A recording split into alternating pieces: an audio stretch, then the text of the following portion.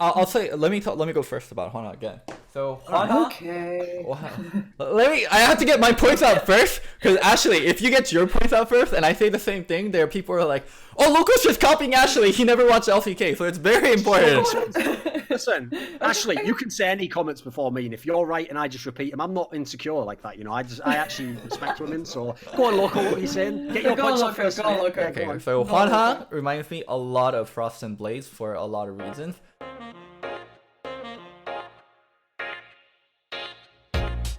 You know, Thorin, when we did episode 26, I was 26 years old. And when we did episode 27, I'm 27 years old. I would make an obvious joke now, like the next episode, I hope is titled Loco's Funeral. Or maybe Loco's Deathbed Confession. That would be the obvious joke. Right, the episode started, we'll just start there. We'll start with you saying, you know, that was episode 26, like some sick fucking Snapple fact on the top of the bottle. Oh, brilliant, yeah. Oh, turns out dogs aren't related to humans. Oh, wicked. You know those crap facts they put on those bottles? Like, no one ever cares about any of that information, but whatever. To be fair, though, they should actually do that. That's something they need in Korea, Snapple. Because then it's like, they would actually make you do like tests on all the bottle caps you've ever had. Like, what did it say on the other bottle caps? Like, oh, I don't know, miss. It's like, you should remember that. There was important Korean history on there and put like, you know, the history of King Sejong or some shit. So anyway, we start the episode. It's all live. It's all live. So, well, another return guest. In other words, Loco had problems scheduling and went to the Rolodex. Wait. I'll say yes at short notice. Wait. What does it make me? Am I a villain? Hey. No, the whole point is, it's not even a comment on you. It just means, listen, I do it myself. There's people, what you do is, like, I will say it, half of that's a joke. I'm sure Loco just wanted to do an LCK episode. There's not that many people actually watch all of LCK. But Thank you. It is also a factor of when you do talk shows, you know, like when you're scheduling, you start out like a week out, maybe you're trying to contact like some big name player or something. And half the time, they don't even just say no immediately. They're just like, oh, I could maybe do it, but I'll have to get back to you when I find out when scrims are or whatever, even though like they must know when the rough schedule is. And then if the problem is those players have a habit of like bailing like 1.5 days out. And then it's like, well, I've arranged the whole thing. So then what you do is you just go, right, who do I know who hasn't got any life? And then you go, right, I know Kelsey, I know Emily, you just go through the list of people where all they do is watch League of Legends. As a result, you know they're not busy. It's like if you ask them, are you busy on Thursday? They could actually just go like, no, I'm not. And then you go, oh shit, sorry, I meant Friday. And then they go, yeah, still fine then. It's like, well, could have said any time, couldn't I? Like, but anyway, we still appreciate you. In fact, you know what, Ashley? Part of why I told that story is because in some ways, you appreciate those people more than the other guests because they're reliable, you know, they're always there to call on. Mm-hmm. All right. Hey, I've been compared to Emily and Kelsey. That doesn't feel bad. Not bad. Not bad. No, not bad at all. So, okay, obviously our guest is Ashley Kang, who is working for about 50 different people, but roughly like Horizon. You do something with ESPN, didn't you? Those are the two outlets that I work for. That's the only two. Okay, you don't do anything else. Okay. Yeah. Maybe there's some secret war within then. We'll find out about one day. I don't know. We'll find out one day. There'll probably some stories one day. So... And obviously, she goes to the LCK and does all the interviews, so she's watching all the matches.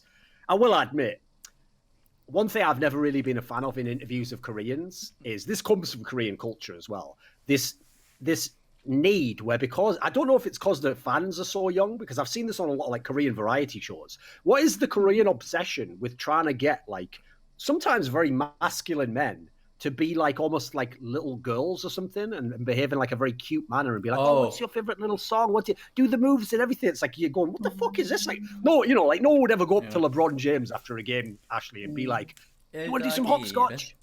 Let's do a little song. Yeah, like, you know, what is the deal with that? Why are Korean? Because I've noticed in esports interviews, it's always a moment where people want you to get like the fun side of the play out by asking some crazy question, right? So I haven't been to NALCS yet, but what is like an average like gender ratio in NALCS? Like 9-1, 8-2. For guys? Yeah, of course. And most of those girls are probably the girlfriend of someone or the sister of someone you know. Yeah. So like I was talking to one of the international fans, and they said one of the most shocking thing they found when they came to Lowell Park was the line for the female toilet was much longer than the male toilet. So I think the ratio for us is about 4 to 6, 3 to 7, depends on the team. For example, Wait, 4 guys to 6 girls? Yeah. Holy shit, things Like, have gotten and- good at LCK. That Yeah, makes and then- sense. When it comes to certain teams, like I feel that, for example, SKT, the ratio can sometimes even be 3 to 7, and this might be an LCK thing, but after a match finishes, they do like a fan meet. The team that won does like a fan meet and greet where Sure. those fans sign up and get like autographs from the players. And So what it's I've mostly referred to for girls. Loco, where like the famous Yeah. thing that I can't handle is where like people like Faker are just taking food from fans and eating it. I'm like, you must just not know. Have you ever never seen a movie? Someone could just kill you, Faker, at any point in time. All they need is a fucking cookie and you're dead. That's all it takes to get the greatest player of all time. Team Liquid. Oh, how do we beat Koreans and stuff? Just fucking send poison to that food, mate. Up to all be dead. Like, this is a terrible system. Why are we doing this? Someone get Faker, like, when the king in old movies has like a guy who tests the food. Get someone on. It's Faker. You're gonna have to put like Scout in back in the day if he gets injured. What are you doing? Oh, no, I've got it wrong. You get Scout to try the food. Get Sky to try the food. If it doesn't work out, send him to China anyway. Just that way Faker's safe, isn't he? So anyway, yeah, keep going. What's the story? Yeah, so more girls in the like LCK. I think some of that has been entwined with like the idol culture. So Yes, Exactly that. So they are treated part as like a professional gamer and part like a idols. Yeah. Yeah, K-pop idols. So they're idols to do cute stuff, and it's just like a consumer, like demand and supply. Yeah. The only thing is, though, I will actually say, because when people hear that, what Loco said, that like, yeah, they do. The girls tend to follow the game like they would a pop idol, basically.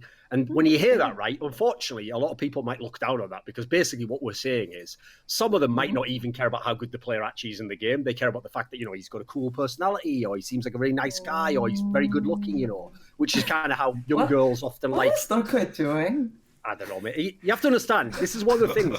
People think I flame Loco all the time. One area I don't actually flame him in Ashley is I allow him to live in the mad delusion that he's like really good looking and that we all acknowledge that on some level. And I just pretend that we all do acknowledge it's the case, right? So, because you have to let him have his wins sometimes, so we just let him have that one, let him believe it's true. Okay. Because you have to understand, when you roast people, you actually have to be very careful. You should only roast them to the degree that like it's still okay.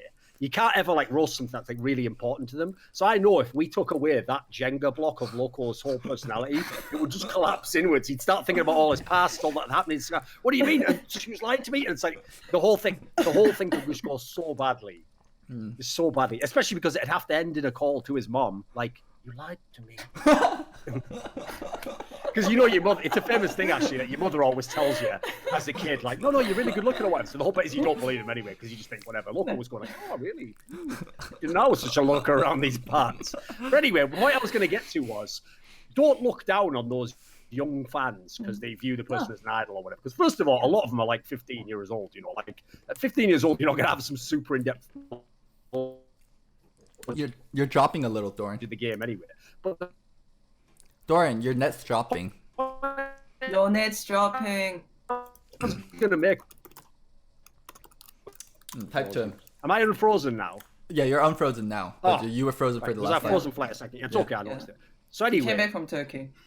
I noticed that when those people who are young guys go to the games, I don't think even all of them are super fans. Like, it's not like people online on Reddit who watch every game and know every player. I think a lot of those fans, from noticing them, they just seemed like 16-year-old kids where they play a bit of League and some of them live in Seoul or they're nearby the venue or they come in this one time because it's a team they like. I think actually it's because the reason I bring this up is because obviously people in the West are still desperate to figure out, like, how do you get fans to come to the live show? How do you build the viewership, And I actually don't think the Korean approach is like, I think they've oversold how much these people are like fans of the whole league and stuff. I think a lot of them are like, it's just a more casual thing. It's very convenient to go to the actual, that LOL park. I don't know where the new one is, but the old one was a pretty reasonable place in downtown. You mean the one in LOL Park Yongsan, right?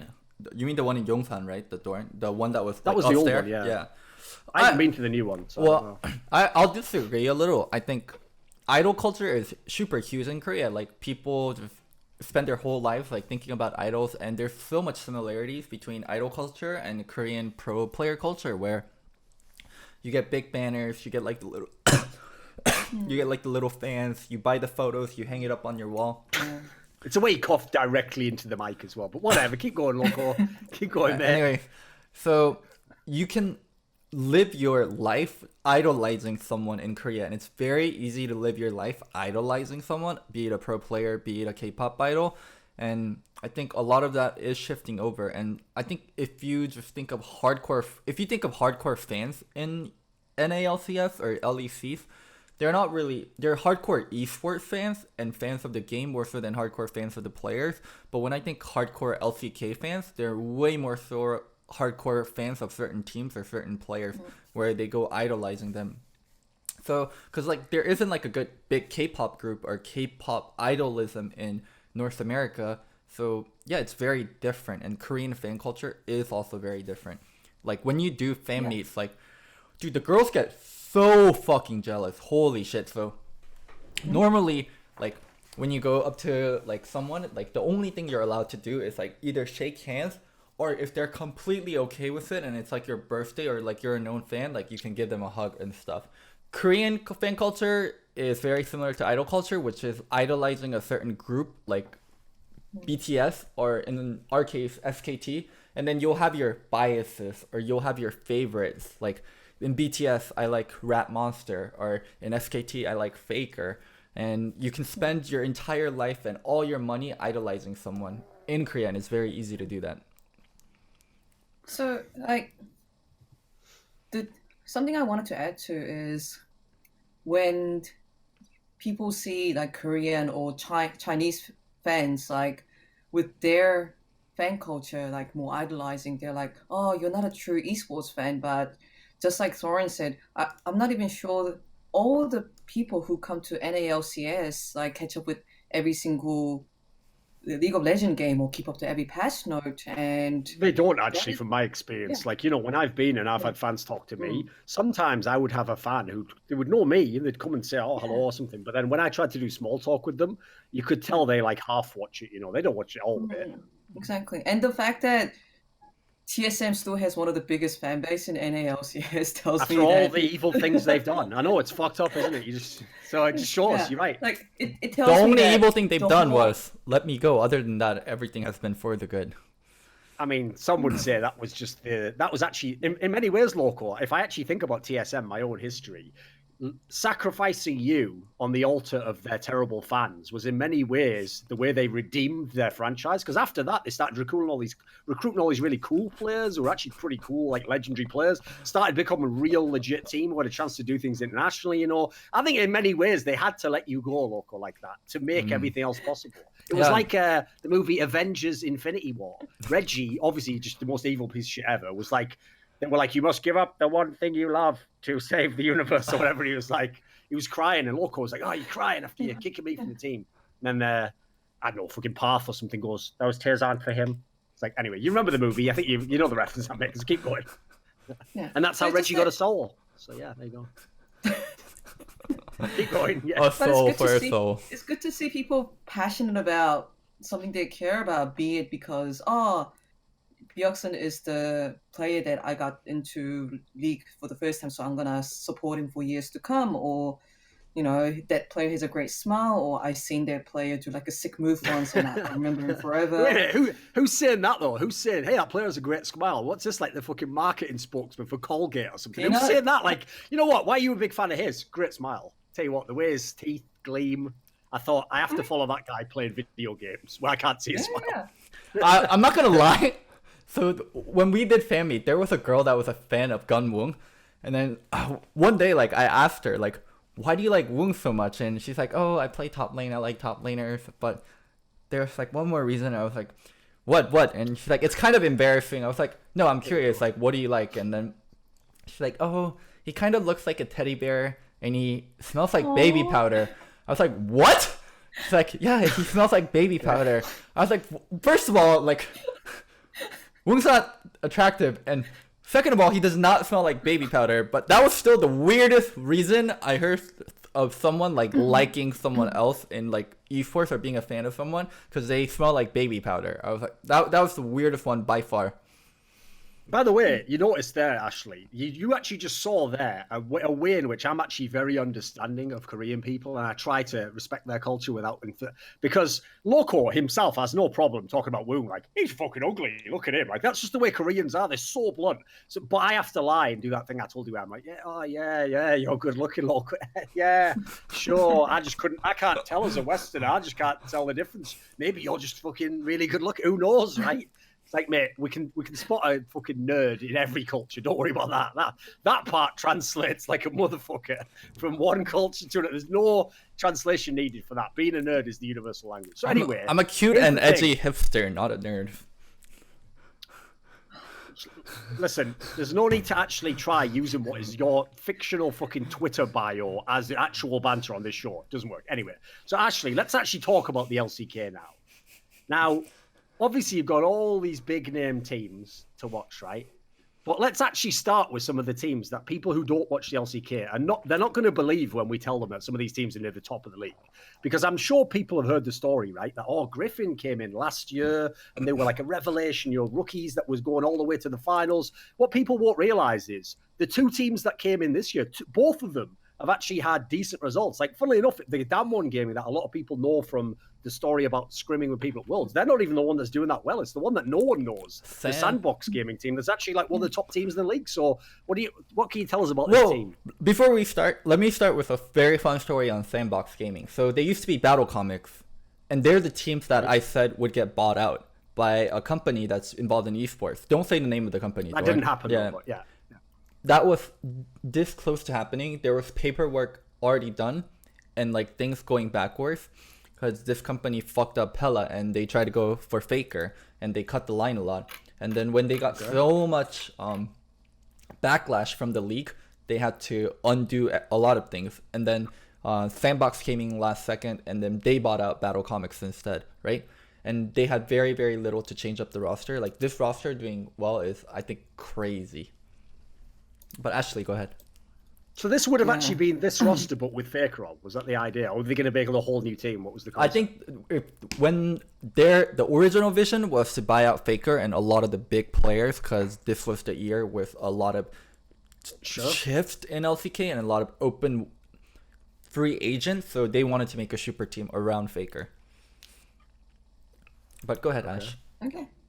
Oh yeah, so Sandbox Gaming. So Korea still has promotions and relegations, and two teams got promoted for this year, and there was the Damwon Gaming, the Quota Scrim Guards, and there was the Sandbox Gaming, previously Battle Comics.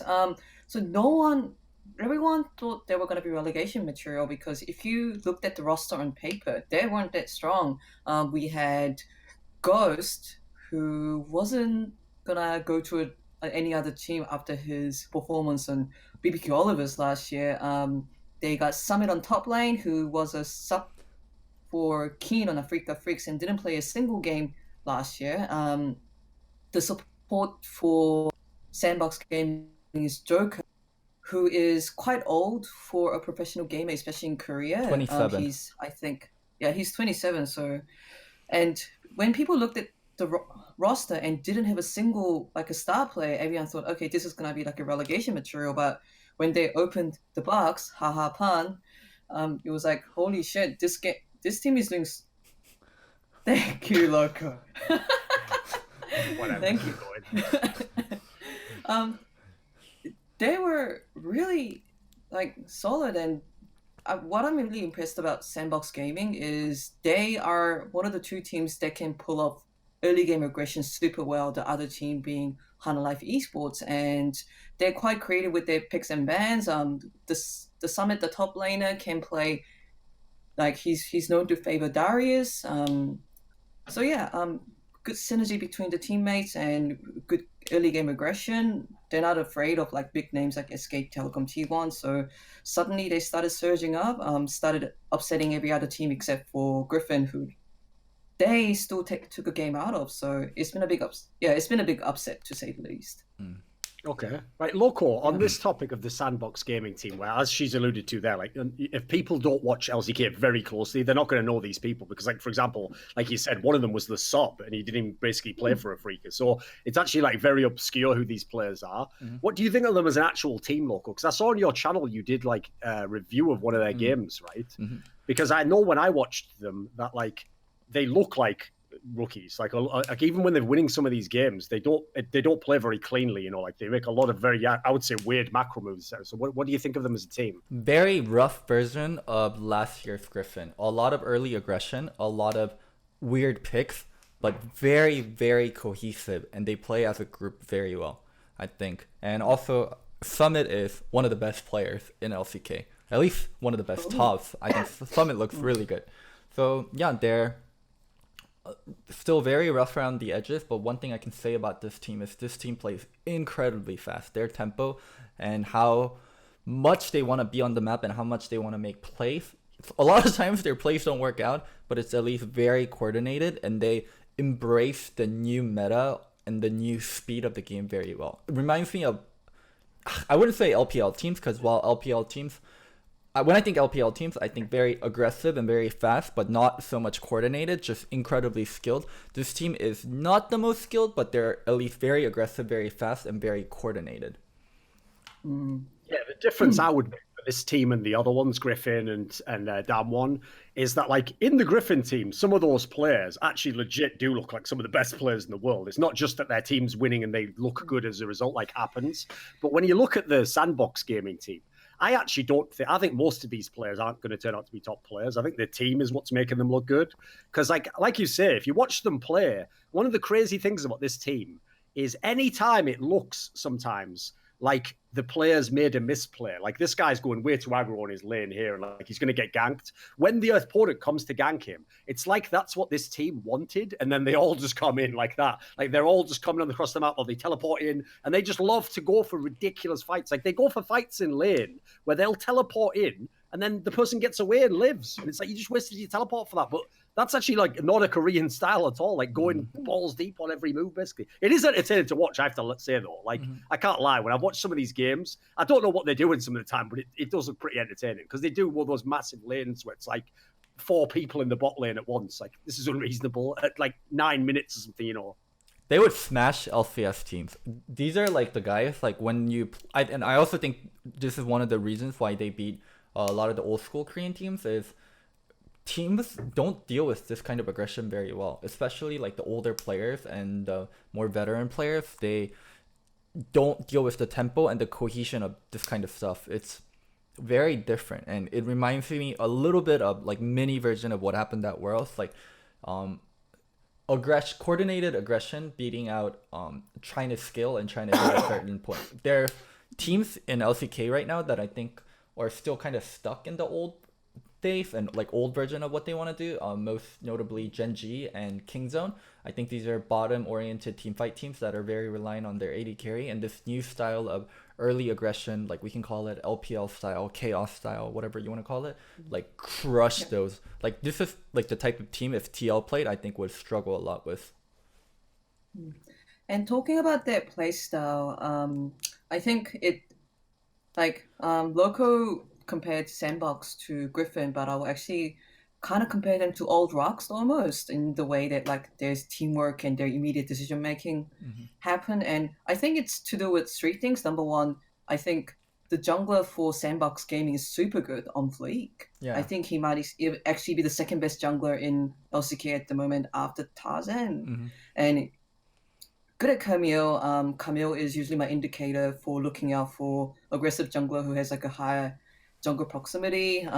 So I think On Fleek leads the kind of early game like aggression style that Sandbox has. And the second thing is this is my suspicion from observing the players. They seem to have really good shot calling hierarchy. Oh, okay, go ahead. Yeah.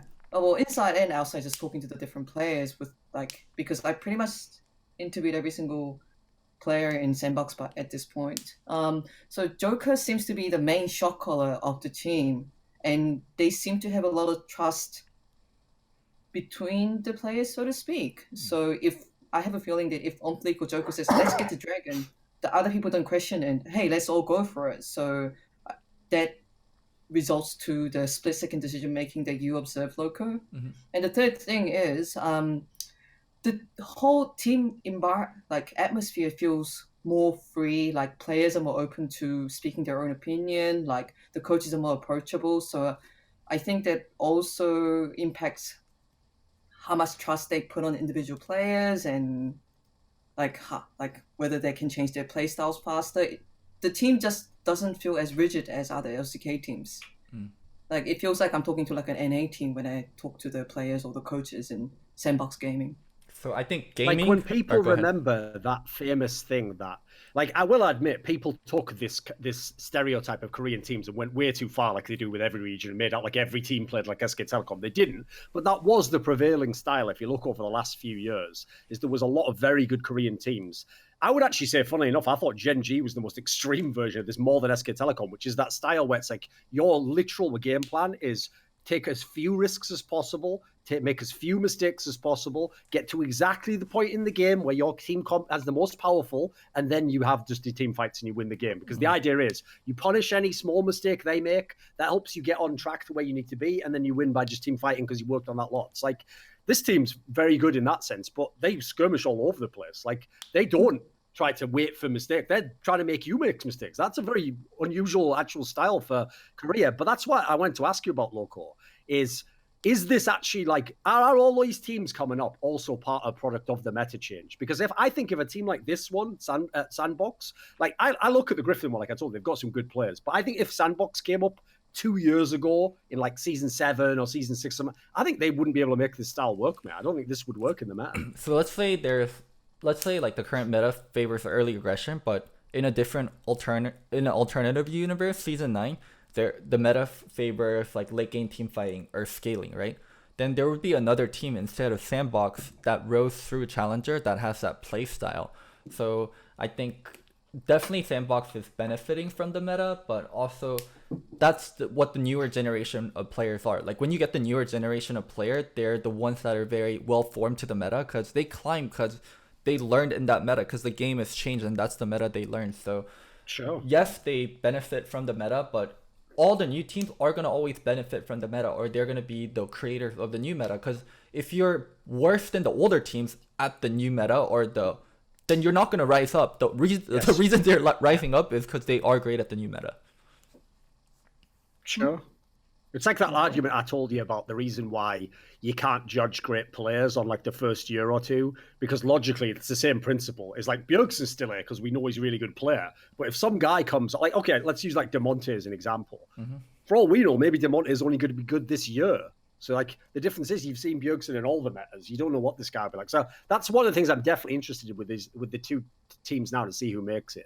So let's talk about the other one then, Ashley. So the one that people know, but they don't know as well, they've just heard about, is the Damwon gaming team. And bizarrely, since Griffin and Sandbox are like top of the league, this team's actually like basically mid-table. And they've had some good games, but they haven't taken over. So what do you think is the deal with this team? Well, can I start? Let me give a little... If you want. Okay. Yeah. Alright. So I think this happened to Damwon. I think they're like rising up through Challenger and they do great at Kespa Cup and in Challenger and they like smack teams at Worlds, so like they get all this confidence.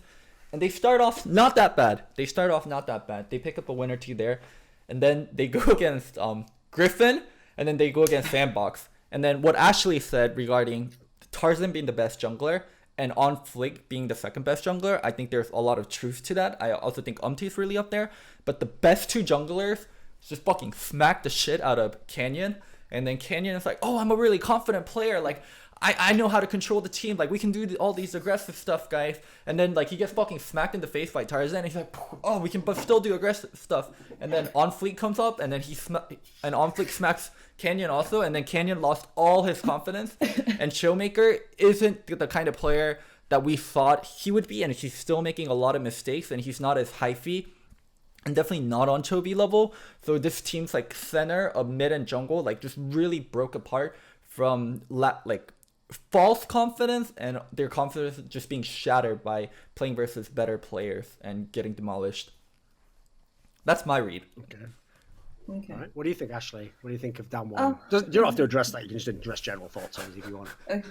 So, Canyon only started playing for Diamond Gaming from Casper Cups. I think he has a high ceiling, but he's not as experienced as even compared to Onflick. And I think he's mechanically good, but I think he does have nerve issues on stage, and you see him like making some very obvious mistakes, especially around late game team fights and objectives. And that's the first part. And the second part seems to be Diamond Gaming has not one like very definitive win condition, and that is Nuguri carries. Nuguri is obviously the best player in Diamond Gaming at the moment. He picks Vladimir and goes 1v3. I have no doubt that he's like on the way to, continue the lineage of like the Korean top laner kings.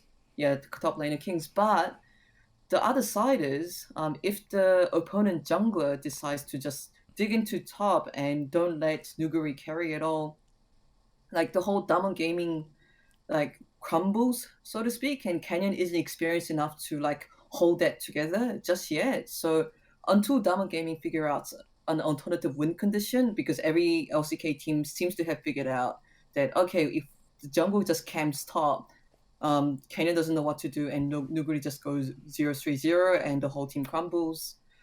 Yeah, Diamond Gaming needs to figure out like a new win condition. But I think they will. It's just that the whole roster's pretty young. What do you think about? I will also point out, like they haven't played like a Freaker yet, who is one of the worst teams. So to be fair, they might actually be slightly better than they look. I agree with Loco. Like when you watched Casper Cup and you heard the hype, I thought this team was going to do what the Sandbox Gaming team did, and it's kind of a bit underwhelming to me that they've been like they're just so flawed across the board. Showmaker, I think, is a huge disappointment. Like, because people touted him to be like Chobi Showmaker, like the two new best mids coming in. Showmaker definitely hasn't been that. Yeah. The problem is in this team, like you're saying, yeah, we don't know some of the other players who are newer ones, and some of them actually haven't been very impressive. Like Ashley says, the best player clearly is the Naguri guy. He is very good. And then the problem is, like, you already know Nuclear, the AD carry, if you ever watched him when he played in H2K in Europe. Like, it's the same player. So he's an okay player. He was a good player, actually, for that team. If you remember at the time, he had, like, Chase, his support. He wasn't a very good support player, unfortunately. So he's a perfectly fine player, but he's never going to be, like, some god-tier AD carry. So their team is a weird one, the damn one, because I don't think they have that much talent. So I'm actually impressed they got this far. So I think I don't know. I don't think they're going to go that much higher up in the table, though, personally. I don't know if this is a playoff team. I also think it's really bad to have your best player be your top laner. That's a good point. Other than support, I think it's the worst position to have your best player at. I mean, they didn't choose Noguri to be their best player. No, it just happened Noguri is their best player. But I think one of the biggest downfall of Damwon is their win condition is so hard to activate compared to teams like Kingzone and Griffin, or Kingzone and Gen.G, where their best players actually an AD carry, and there's a way you can game plan around that much easier, and it's harder to counter versus when your best player is top laner. It's very hard to game plan around it as the team that wants to activate Noguri. Like, that one just looks like they're doing bad because they just got, like Loco says, smashed by Griffin, which is not really their fault. And then they got smashed by Sandbox, which was also a bit unfortunate. But once Canyon and wait a minute. You went from like they got smashed by Griffin, not their fault. Like everyone in the crowd, like, well, yeah, it makes sense. You're the best team. They're rolling everyone, and then they got smashed by this other team, which is unfortunate. Like, what? Wait, are you their mom or something? What are you talking about? You're supposed to go. It's not their fault they lost to Griffin. Well, wait, they got beat by this team. That is unreasonable, actually. Yeah, it's not as good. What sort of mad apologist are you for fucking damn one gaming? Are you secretly in their team or something? I'm from LCK. I'm just apologetic to everyone. I'm just really nice to all the players and try to be on their side and just go, oh, cute little thing. And... All right. You want me to tell you something very... I'm not accusing you of it, but it's just, if you know the Korean scene, this is hilarious. So the first generation of Korean reporters from both Phomos, Inven, there's one more. Phomos, Inven... DC side, maybe? There's one more. But there were 3 female reporters from each of the teams, right? All 3 of them dated a player in LCK, and then after they broke up, they stopped reporting completely.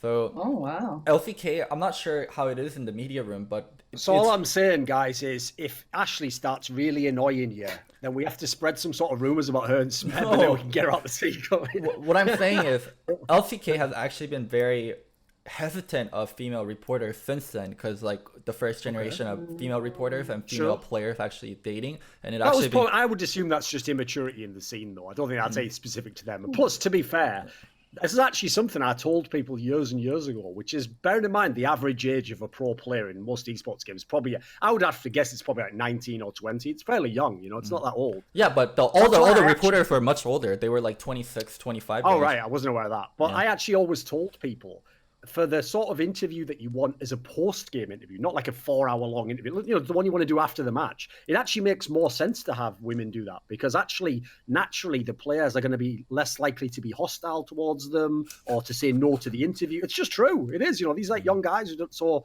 I actually think it just works better in that sense. And some of them are obviously going to be intimidated, so they might actually answer the fucking questions. There's an upside to it. The fact that they're all nerds. Yeah. Oh, I don't know. I disagree slightly. Like, it depends on every person, right? Some people might be more nervous around. Yeah, that's how actually averages or... work, Kelsey. I don't know if you're aware of that, actually. That's how averages work. You take like all the examples and then you draw like a line between it, and then the average is what you use. Because the problem is there's about 7 billion people in the world, so we're not going to be able to make any comments if we have to address every one of the 7 billion, you know. So I haven't got time on the show for it, I'm afraid. Damn. Anyway, what were we talking about? Yeah, Diamond Gaming. Yeah, I think that once Canyon and Showmaker start showing their solo queue potential more, I still think there's a bit of a stage fright going on, and like, you know, the loss against Griffin, who is their arch nemesis, so to speak, kind of tilted them. But I do see them possibly going to playoffs still, possibly. The problem with Showmaker is... Wait a minute. They're going to playoffs, right? You do know when you are... Like, Loco's not just going to make all these softball bets on everyone. When you pick a team that goes to the playoffs, it's a zero-sum game. You have to pick a team who doesn't make the playoffs. So go on, tell me who's not making the playoffs for this team to make the playoffs. Oh, is it 6 or... That's the tough part, is it right? 6 or 5? It's more... Is it 6 or 5 in LCK? 5. I think it's 5 still. Well, unfortunately... Okay, first, Junior, I don't see you going to playoffs. I'm sorry, but Africa looks... Very bold prediction there. Take out Hwana. I think they're 5 right now, and down 1-6. And possibly, and also, I don't see Africa going to playoffs. They're not even in playoff range right now. They're bottom 5. Yeah. I know, why she started with these teams. Right, skip that. Take the teams currently in the playoffs. SKT, Griffin. Who's going to drop? SKT, Griffin, Sandbox, Kingzone, Hwanhwa. Those are the 5 right now. Yes. Hanwha. Yeah, easy. Hwana. Well, then why don't we transition to talking about that team? Because here's the thing. Do you remember, Ashley, when we were talking before? Let me take a little bit on Dom1 and Showmaker. Okay, then. Come on, then. I don't think Showmaker is like a surefire bet, and I think Showmaker might be a bust, because people were saying, oh, Showmaker in solo queue is crazy. He's so fucking good. But he made critical mistakes in his Challenger series games when he was in LCK Challenger, whatever it's called. And he also made critical like he didn't play up to his high feed level, and he was also mistake prone at important moments. And people would say, oh, with time he would fix it. He hasn't fixed it, even on LCK stage. So I think people just going, oh, Showmaker, he's great in solo queue, he's going to fix this problem and he's going to be good, is banking so much on Showmaker to fix his problems when he hasn't really shown any potential of fixing his problems. So I don't think Dom1's going to make playoffs. And but yeah, I think Showmaker is a super crucial part of this team being really good. And I'm not sure how that's going to actually resolve itself. Fair enough. So anyway, if we transition to Hanwha Life, right? If you remember, when we were talking in the off-season, when the lineups were being made, right? We all know the real reason why Loco, like, was trying to find a convenient way to hit on Hanwha, right? It's because his old original coach is the coach of their team, right? He's the guy who kicked Loco out, who was like, like fucking that guy. It's like, never darken my door again. You're no son of mine. And it's like kicked him out into the world. So obviously Loco in any way throughout the world wants to sort of be the one who's like, aha, I told you would fail, Dad, or whatever, I'll say, let me go first about Hana again. So Hana, Okay. I have to get my points out first, because Ashley, if you get your points out first and I say the same thing, there are people who are like, oh, Loco's just copying Ashley, he never watched LCK, so it's very important. Listen, Ashley, you can say any comments before me, and if you're right and I just repeat them, I'm not insecure like that, I actually respect women, so go on, Loco, what are you saying? Get your points out first. Okay, so Hana reminds me a lot of Frost and Blaze for a lot of reasons.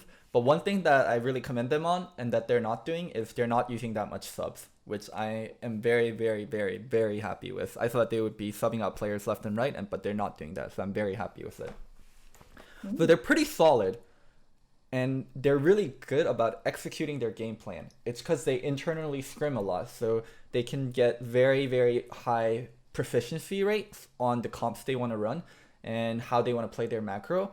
But when things go wary and when things go out of their control or a different variance factor comes in, they have very, very hard time dealing with it. So they're a very good studious team where you study for a test and then you just take the test and you do really well. But if you have to kind of take that knowledge and use it differently, or you get a curveball thrown at you, you fail a lot. And that's like the problem they're having. And also they take so much 50-50 Baron for some reason. And I think Bono, the jungler for their team, is a very great example of their team overall, which is if he does the pathing that he wants and the game plan goes to what he's thinking, it does really well. But when it doesn't, this team can break apart. So it's a team that internally scrims a lot and can get high proficiency, but just not good at dealing with various situations. I agree, like with Hana seeming to have like a good victory formula, and that reflects up to the early game because Hana game has very, very good early game. Their strength and weakness is really highlighted on the game one against Griffin, where they went super aggressive, went winning lanes, and managed to almost push Griffin off the cliff. So Hana Life, when given the right champions, and like you said, when each player knows how to execute their own role in the early game, they know how to push it. However, they're not good at closing out that lead as much. I'm not sure whether their team fight is too strong. And again, they got out-teamed by Griffin after 20 minutes and they just got swept away, and they gave up like a 50k gold lead. So they pick a lot of early game champions, so naturally their team fighting in late game isn't going to be as good. But another problem with it is if you do early game, right, there's only a certain amount of variance. Like let's for simplicity's sake, let's say there's only 5 amount of variance, right? But when you get to late game, there's 15 different things that can happen, right? 15 amount of variance. Like just late game is exponentially has way more variance. So it's very hard to control the late game and be prepped for late game where you just have to understand things. I've got an analogy for you, basically, because that actually leads into what I was going to say about this team, which is like, even though I set it up like to flame Loco, mainly because obviously in saying like that they shouldn't use the system of the 5 subs for every position and a real 10-man roster and bring people in now, which he's right, they haven't really done. They basically just boiled it down to the real team they want to play. But I did say to Loco that when you look at this team, because you look at the team, it doesn't really have any big star names. There's basically no one on this team that you'd put on a top team. So I said to Loco, yeah, you can flame the team, but if they do well, you have to give credit to the coach, because who the fuck else is making this happen? And I have to say, Loco, I actually think if you look at Hanwha, you have to give mainly the credit to Onair. Like, it seems like he's done a really fucking good job, not only in finding a team that can even work, because I don't think most of these players are any good, man. I think some of these players are terrible. Like, the only player I think is actually legit is like Bono's not bad for a newer player, did play a bit in the past. Sang Yoon, everyone knows anyway. He's not bad. He's an LCK level player, but he's not like a top player in any way, right? Aside from that, they don't even have that many good players. But actually, they've had way better results than you'd expect in the LCK. And part of the reason is, like you're saying, they've done such a good job in the first part of the game. Well, the analogy I'll give you is this. The reason why I am so sure that comes from coaching is because it's like what you're saying now is the opposite to how it is in the game of chess, right? So the interesting detail about chess, I remember reading a book about this, was that all fans of chess who are like they're like the equivalent of the person who plays League in solo queue. You know, they're not like a professional. They've never studied the game on some deep level, but they're like everyone. And believe it or not, this is a crazy story. But the average person who plays chess is kind of like a League player. Their main thing that they're grinding for is like, what are the new secrets? Like, what's the new meta? Like, what's the trick move that I can do that, like, in the early game might get me like a little bit ahead because my opponent, you know, hasn't read the latest, like the equivalent of like, you know, the LOL guide or something, you know, like the build path. Something. They're all trying to find that. So the thing that apparently in the amateur chess scene everyone's obsessed with is learning all the newest openings to the game because they think, oh, you know, if I get ahead like at the beginning of the game, I'll have a good chance of winning. But this is the irony of it, Loco, is that I read this book by a guy who was like a champion chess player, and he said actually the best way to learn chess is the opposite way, because at the end of a chess game, there might only be like, you know, say like you might only have like 3 or 4 pieces each. And at that point, as you're saying, remember the opposite to Loco's example, there's going to be very, very few variables at the end of the game, and every piece is going to have a very defined strength and weakness of how you could use it. So what happens is if you coach someone on the end of a game, they will actually learn the fundamentals that over time, as you get more and more variables, as you go to the beginning of the game where you got all the pieces and every move's possible, you're going to actually, like, basically it makes more sense to learn that way. Well, in League, I think that's basically what this team's done. Like, they haven't got that many good players. They probably shouldn't be able to win any of these games. But whoever the coaching staff is, probably not just on air alone, I'm sure he's got some great analysts or something. They've done a really good job picking the right players and then figuring out with this talent, like, we don't have the talent to play a million styles. We can only do certain things. We need certain champions, and we need certain comps to have any chance to win some of these games. And so actually, it's one of those examples of a team where, like you were alluding to there, even in some of the games they've lost, I actually was impressed that they even had a chance. They're actually pretty legit. They're way better than they should be, especially when you consider they're above KT Rolster, Genji. These teams that have superstars, and those teams have some of the best players in Korean League of Legends. This team, I'm telling you right now, there will never be a fucking MVP from this team, like, of the league. They don't have any best players, but like, for a team that shouldn't have any chance, they're legit. I actually enjoyed watching them the couple of times I watched them. They weren't as bad as I thought. I don't think 9 points. I think 9.3 will not be kind to this team. For what reason? For 9.3, when 80 aggressive early or something. Yeah, when 80 carries get stronger, I think there's 2 teams that we'll eventually get to, Genji and Kingzone, that are gonna be loving 9.3. Oh, you have to realize Genji is literally just praying every day for that patch to come in. Like, Yeah. please, we need a chance, please. But I think it's a huge talking point, by the way. Like 9.3 kind of coinciding with Chinese New Year, or what is it, Asian New Year. Apparently, if you call it Lunar New Year. Lunar New Year, like if you call it Chinese New Year, you're shitting on Korean culture. So oh, it's a thing, Thorin.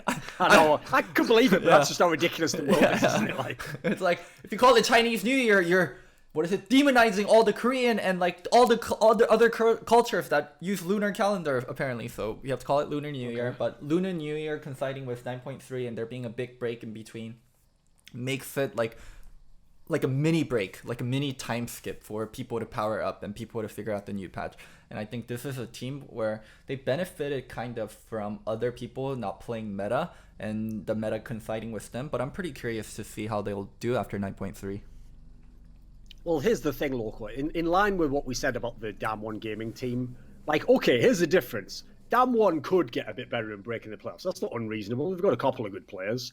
This team, this is about the best you can expect for them. If anything, like I alluded to before, surely one of these big name teams that are doing badly is going to get it together by the end of the split. I assume at least one will. So this team will probably just keep going down. Like, I think this, like, I give them credit. They don't look like they're going to be the worst, but they're not going to be a playoff team. That's just unreasonable. Yeah. You know, we've seen the best of them. But anyway, props to whoever does the coaching there, because they've done something good. There's been a lot of... That's the thing, actually. You know, that's one thing I think is overrated is, like, as a concept, I think I like the way Koreans coach the game. I think it's a very good, like, structure. And, like, it's basically a systems approach. Like, this person does this person does this. You divide the hierarchy up very well. But one thing that actually is mad overrated is people thinking that that means all the best Korean teams have the best coaches. Like, nah, that doesn't always follow, actually. Like, I mean, I'll just go ahead and say this, Loco. As someone who've watched every fucking game that CJ Blaze ever played, I'll just go ahead and say it. The guy who was the coach of CJ Blaze was a fucking bomb. That guy was terrible. Like, he actually used to like coach against the meta and like lose games all the time. It was terrible. You know the guy I'm on about. Yeah, Coach Fawn. You know he coached RNG, right? He coached RNG last year when RNG had their best year. Like, they won everything but World, so. Sure. Yeah, but I've heard in China, mate, the star players just called the shots. I bet he was just like, yeah, how about this? And they were like, shut the fuck up and get me a coffee. He was like, oh, sure thing, Uzi. What? 2 shot, half sugar, half cream? Yeah, that's what he did. Well, all you need to know is this. I've told this story before, but I'll say it again very quickly, just for the banter. When I actually went to the CJ offices to do an interview with, like, I did like Flame, Shy, Mad Life. I might have done another one, I can't remember. But I did all these like legendary CJ players. And I went there with little Susie, you know, to be my translator. And while we were waiting in this like waiting area to go inside like the actual facilities, they have like the trophy cabinet, you know. And obviously, think about like when they were a Zubu and stuff, they had all those trophies, didn't they? Like OGN, fucking like, not worlds, but you know, like all these really sick trophies, MVPs. And then that guy was just pointing like, look, we win all these as a team. And I said, I don't know about that. I'm pretty sure they won a lot of these before CJ, mate. What if you won it while you were in CJ? And I was like, World Cyber Games 2013, right? Yeah, I don't know about that one, mate. I wouldn't really be bragging about those trophies. Those aren't really yours. Like, Coach Fong, whatever. Coach Sondeong, he's the Blaze coach and the RNG coach you're talking about. He's really famous for being like a player's coach. So there's this one soundbite that gets like overblown, but that is kind of how he coaches. It's when Blaze was losing to Samsung White or MVP White, and where they got 0-3 by MVP White after they lost their first game. Final, Like in the huddle, he's with the players and he's like, guys, I believe we're better than them. I believe you guys are better players. We just need to do what we did again, and this time with more heart and more confidence, and we can make it. And then they did the same thing, and then they lost to Zed 3 times in a row. So like he gets criticized hella for that, but he's a very like support the players coach. By the way, just as a quick aside before I forget, because just you saying that's reminded me of that final, right? And you know one thing that triggered me so hard because it was so cringe. It's one of the most cringe things I've ever seen in esports. Is when the team, it was MVP Ozone at the time, when MVP Ozone won that final. Obviously, you know, it was a big upset, right? They did this thing where they brought in the guy who was like the head coach. Do you remember this, Loco? And he did like a fucking the kickflip, mad. And he was doing this thing like, whoa! And I was like, what even is this? This is lame. Whatever this is whack. Like, you know, he was doing like this, like he did like a, what was it? Did he do a backflip? No, he did like a kickspin. I think like, yeah, where he like his legs were up in the air and then I know what you're talking about. Yeah. Oh no, yeah, you're right. He did the one where it's like he did like the breakdancing move where you swing your leg up like that and it goes back, but you're on your hands. It's like, and by the way, this is like he's like a 35-year-old guy himself. It's like he's not like a young guy. He's just doing this like mad breakdancing move because he won.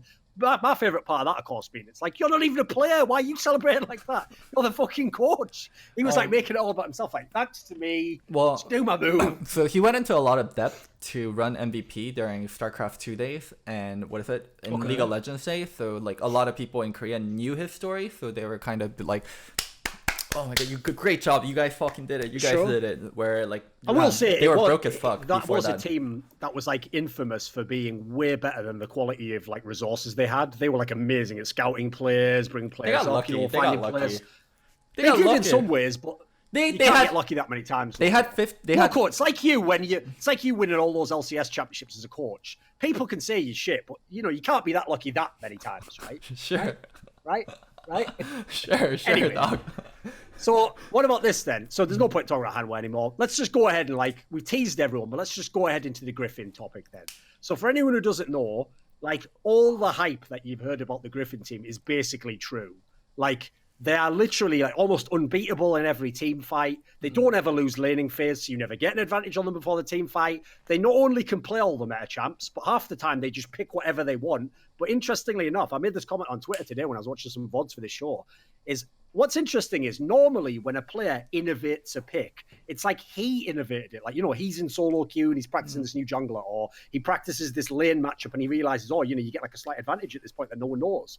What's weird about the Griffin team is that most of the innovative picks they do is because they actually know as an entire team comp that has like some synergy that no one else uses at the moment. So it actually makes them like, every time they do a pick, you never think like, this doesn't make sense. You're like, it's like you think to yourself, I'm the student. It's like, I can't wait to find out how this works. That really is how it is. Like every game, they just do whatever they want pretty much. You know, so like the paradox is if you have LeBron James, Steph Curry, and Klay Thompson and KD like all on the same team, then well, who's gonna get the ball? How are the resources gonna be shared? Sure. And are they gonna play well with each other? And then on top of that, let's say you have Greg Popovich or Phil Jackson coaching the team. There's way too much egos on the team. Like the star players won't listen to the coach.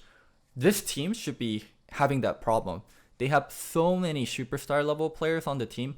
I think Viper, Chobi, and Tarzan are all either the best or the second best at their role. Chobi and Tarzan are the best at their role. Viper, where it's a little bit more arguable, but there isn't like a huge like internal struggle. They actually get along really well as five, from what I heard.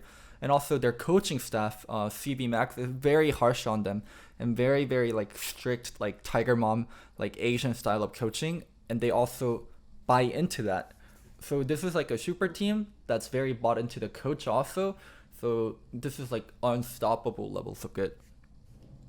So fun fact, people will bring up 2015 SKT as like the mega team, like the best team of all time, right? Along with Samsung White. Samsung White, like a lot of people fought with Mata. Dandy and Mata fought, and that team was never going to last. 2015 SKT, afterwards, Marin, in a private setting, I'm revealing it now, said, I will never play with Faker again. So there was like big falling outs on both Samsung White and the 2015 SKT. I'm not sure if this team will have that. This team has superstars that were shit together and got good together. So there's a sense of camaraderie and a brotherhood that's very unique and special. So the team motto of Team Griffin is 5 equals 1. And I think that really symbolizes Griffin in a lot of way about that big sense of brotherhood of all the 5 players have, and also the way that they almost seem to play like a one human being during team fights. And like we now talk about Tarzan and we talk about Toby and Viper, but what's very interesting thing about those 3 players is they all debuted on Griffin.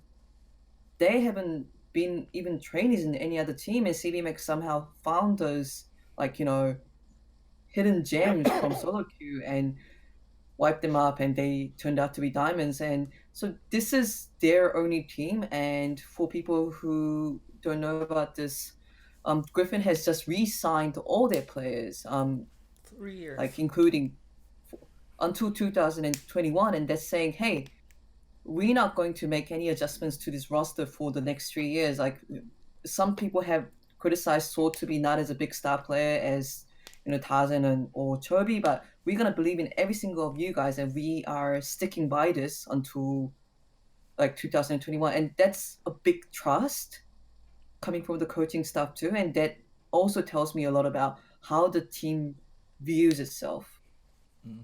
Yeah. So okay, you know, in line with that, actually, that also is another factor where, funny, on this is the team where if you didn't know, you could think that because these players are so good, maybe the coaching staff's just okay. But the reason why I actually think the coaching staff look like they're doing a good job on this team as well, actually, is like you say, like the players that you might actually already know if you're a mega nerd of LCK is Lehens and Sword. Like, they've at least been around. Like, Lehens isn't even that good a player. He's okay, but he's just on an amazing team. He does his job. But the Sword guy, what's interesting is Cos Korea's had so many amazing top laners. Like, it's like I've told everyone on every episode we've done the LCK one, like, just because Griffin's amazing doesn't mean Sword's amazing. Like, he's nowhere close to the best top laner. But I tell you what, the reason why I would guess that this team's pretty well coached is because he does his job in this team very well. Because he's not in any way the star player. Like, half the time he's just a Sion bot. But you know what? He plays that champion in the context of their team fight really well. Like, his job is literally just engage the team fight half the time.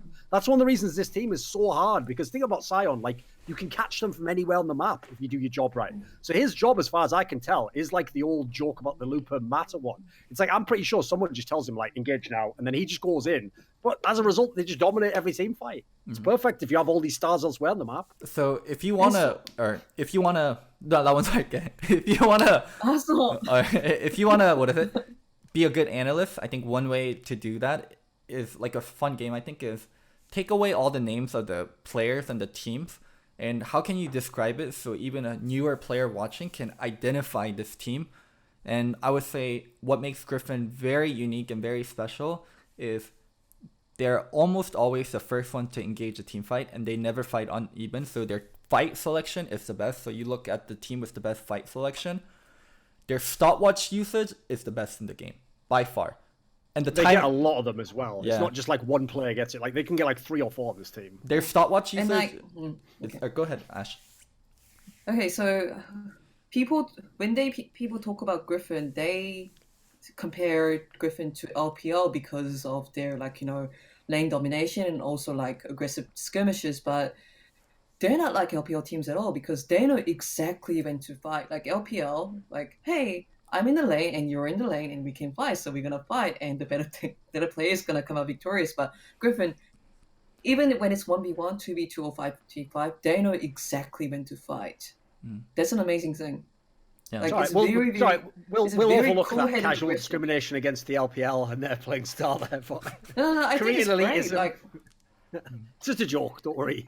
yeah, like I think that LCK could learn a lot from LPL, including that kind of confidence and flair. But I'm just saying that it's a different type of style. Of course, yeah. And yeah, Sure. It Yeah, really shows up. very smart as a team. It really shows up when they're Go for it. losing too. But they rarely lose, but when they are losing, or when they get behind early, they fight on very, very precise item timings. For Viper and Chobi, when Viper or Chobi gets their 2-item power spike or 3-item power spike or 2-item power spike with stopwatch, they make sure they don't take fights and they give up dragons until they get to that point, and then they fight. They're just extremely intelligent as a team, and it's something super rare to see. And also, I've noticed when I watch this team as well, is like because they basically do have the best jungler. I don't know if he's in the world because I'll give some leeway to Ning from IG and say maybe he has a shot at it as well. Like he's up there certainly, but like Tarzan in this game, you can tell if a team like tells the jungler everything to do. You can tell by the way the jungler moves. He looks like he makes most of the decisions himself, mate. Like he looks like he creates the plays. Like he goes, "All right, I'll come to the bottom lane in a minute. Like set up for me," and then he makes all the plays. Like so as a result, it's also so like you're saying, Loco. If you know, like if you do like if you remember Monty's style of casting, one of the very good things about it is what you're saying is he used to basically cast at the same time he would give you like insights that only a real nerd would know, but he'd translate it as though you didn't know anything.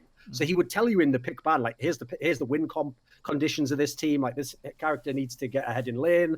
This one is going to poke in the team fight, and so you would know even as a pleb going in, like right, if I just remember those 3 things, I'll have a rough idea of who's ahead in the game. I don't have to look at the goal difference because that can be misleading. And one of the things that was interesting is obviously in the comps that you see from Griffin, you will sometimes see like, all right, well, if they're using like Kaiser here, there's like a timer on that. If we don't kill them before then and they're not behind, they're probably going to just dominate us in the team fight. But that's the problem. Every team, I'm sure, goes into these drafts knowing roughly what they have to do, but you can't do anything because if you've got the best jungler in the world and really strong laners in your mid and AD carry, how are you going to gank those guys at 10 minutes? You just can't do it. Like I've seen so many teams try Loco. And the mad thing is, even if you get like the timing where you get onto the lane, he's just there so fast. Like his pathing is ridiculous. Yeah. Tarzan he feels like he has superpowers, and like you can't invade him, put it that way. I've seen so many teams try, and even when it looks like they get a favorable catch, there's no such thing. It's like they tricked you into doing that. It's like you can't catch this guy. So this. Go ahead. Go. I go. Okay. This is so mad awkward. What? Just like it's just cringe as fuck. What? It's Keep being going. polite. Like okay. Since you're over there, you can go. Okay. Yay! Finally. Okay. It has some value. So 2019 is like the year of the rookie junglers for LCK. All these new talents like On Fleek, Canyon. Well, Crid is not technically rookie, and Tarzan's coming up. But Tarzan is slightly different from the other rookie junglers, and Tarzan likes to farm a lot. And like Thorin mentioned, he seems to base his ganking timings based on farming. So so red and 작골을 뭐라 그래? 작골? Double golems. Grobs maybe? Double golems, yes. If double golems up, so sword, can you like hold on a little while bot lane, like I'm gonna come around soon. So he has one of the biggest farming points in LCK, and I'm gonna go back to Sword and prop him a bit because everyone's like, oh, Sword is not a big of a star player compared to other LCK teams. But the reason that Tarzan can have such a perfect, farming path things and do counter jungling is because he knows that even if he leaves Sword to his own devices for a while, Sword is always gonna hold up and never die. Yeah, so and that applies to other laners too. Because the other laners are so strong, like Tarzan can actually make those moves and almost act like his own laner because he trusts that other laners to never lose a lane. So yes, Tarzan looks like he has a superpower, but it also is A lot of coordination. coordination and testimony to how good all the laners are in Griffin. All right. Because actually, what Loco said earlier, by the way, when he said, like, you know, occasionally when they lose, because if people look at the record, what's ridiculous about this team is they've only lost one game in LCK. But actually, the reason why what Loco says does apply, it's not like it was only that one game, is because there are so many games they could and should have lost, actually. There's like a few that they've had where they were close to losing. So, like, SK Telecom had like one moment where they had a shot to get him, but fucked it up, you know. Like, as you said, even the... Juanha. Which one was it? Even the Hanwha was ahead in one game. But the point is, they don't lose these games. Like, they're actually also amazing at playing from behind. It's ridiculous. Like, I don't know what the weakness is supposed to be in this team. That was their... Also, here's the thing, right? There are so many games they just win at, like they're so far ahead at 25 minutes. But they're also probably the best team fight team in the world. It's like they don't even need that strength. It's ridiculous. That was their identity last year, coming back from shitty early game and shitty mid game situation. But this year, it's like, well, we're not even going to be in those situations, but they are still carrying over that identity. So my point that I want to make is, so Riot tries to normalize the game, and Riot wants to make it until the Nexus falls. The game is still very much in possible play. To come back with comeback mechanics and stuff. Yeah, and like the bounties, for example. Also, they want the game to snowball and like end quickly. Like the worst part of League of Legends, worst playing experience of League of Legends is when you're playing and you know you're gonna lose and the game isn't ending and your team's not surrendering. Yes. So Riot wants to minimize that time, and they want you to always feel like you have a chance, and they have a back and forth. And they did that with gold bounties. So when you're really ahead, your bounty will build up over time. Chovy and Viper are so good about not dying. And Chovy and Viper are so good about never giving over their bounties if they don't have to. Yeah, for anyone who doesn't know, by the way, like when everyone made that stat that Chovy had it was Viper had the 100. No, Chovy. Yeah. When he had the 100 KDA, well, the reason why KDA has always been a silly stat is because it's a multiplier. If you just don't die, your KDA automatically goes insane. That's why famously, like Meteos, when he came into Cloud9, had like 53 KDA over like the first few weeks or something. It's like you didn't get that many kills. You just got 0 deaths. So as a result, the multiplier goes insane. So that's all you need to know. The mid laner and AD carry are not dying on this team. Yeah, and it becomes how are you gonna lose so important. It becomes so important to not die and not give up that bounty, and they do such a great job of it. The last final talking point about Griffin that I want to make is the 9.3 and how 9.3 will affect them. Aatrox nerfed, Akali nerfed, Sion nerfed, but they still have a really good AD carry in Viper, and they could play bottom oriented if they need to. And it's not like Chovy and Tarzan were super dependent on those champions. Tarzan plays Sejuani really well. Chovy plays everything really well. So I think 9.3 will force Griffin to change, but Griffin will change with 9.3, and they're not a team that's very reliant on the meta or the patch. Like, what people forget is that before Griffin came to LCK, in the Challenger, they were almost criticized as AD carry only team. Like, at that point, because the meta was so, they were literally funneling everything to Viper, and Viper was pretty much picking Kai'Sa every time. So by the way, he is OP as fuck on that. He's very, very good on that champion. I have to say. So even though like now Griffin is seen more as like a jungle and mid-centric team, because they have done so, and I believe they can switch back to that more AD focused meta anytime. So we'll see. But I don't think they're, huh? Yeah, keep going. Yeah, I don't think they're in. They don't look as in threat as such as Sandbox Gaming or Hana Life Esports. Sure. Let's talk. Okay, let's talk Gen.G. Gen.G. Yeah. One of the most fucking garbage teams in the entire league, but okay. Wow.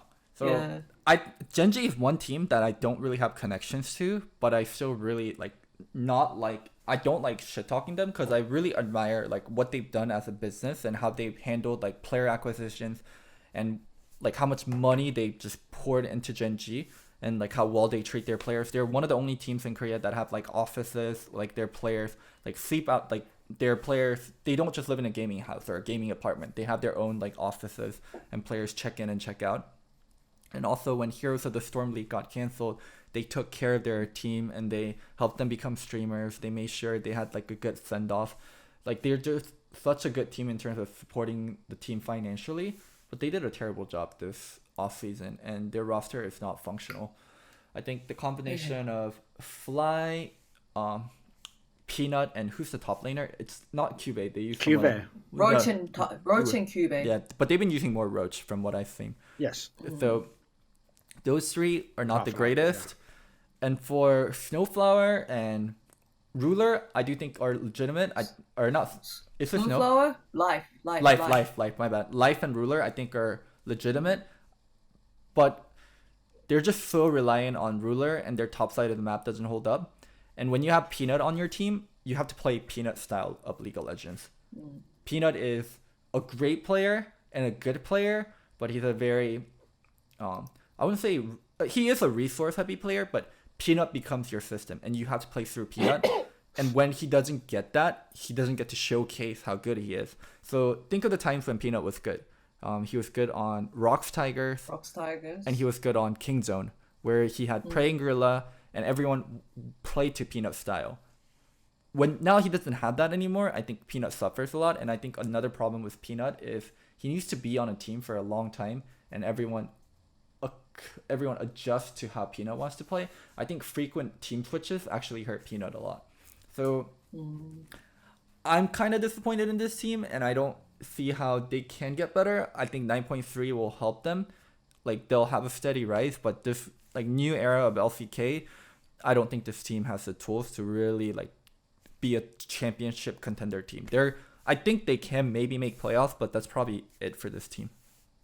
Yeah, like I agree with Loco's point, as in, like even though I really like Genji as well as Peanut as an individual player, the puzzle hasn't fit into the piece hasn't fit into the puzzle just yet. Because so for people who may not remember, Genji was the defending world champion in 2018, and then they went into the group stages and they got disqualified as the last place on the group. And people criticized Genji a lot for. By the way, just this is a small note, but like just say they like didn't qualify for the playoffs, because the problem is disqualified can carry the connotation like, you know, you broke the rules. Okay, sorry. I know what you mean. They just didn't get out of the groups. Yeah. Yeah.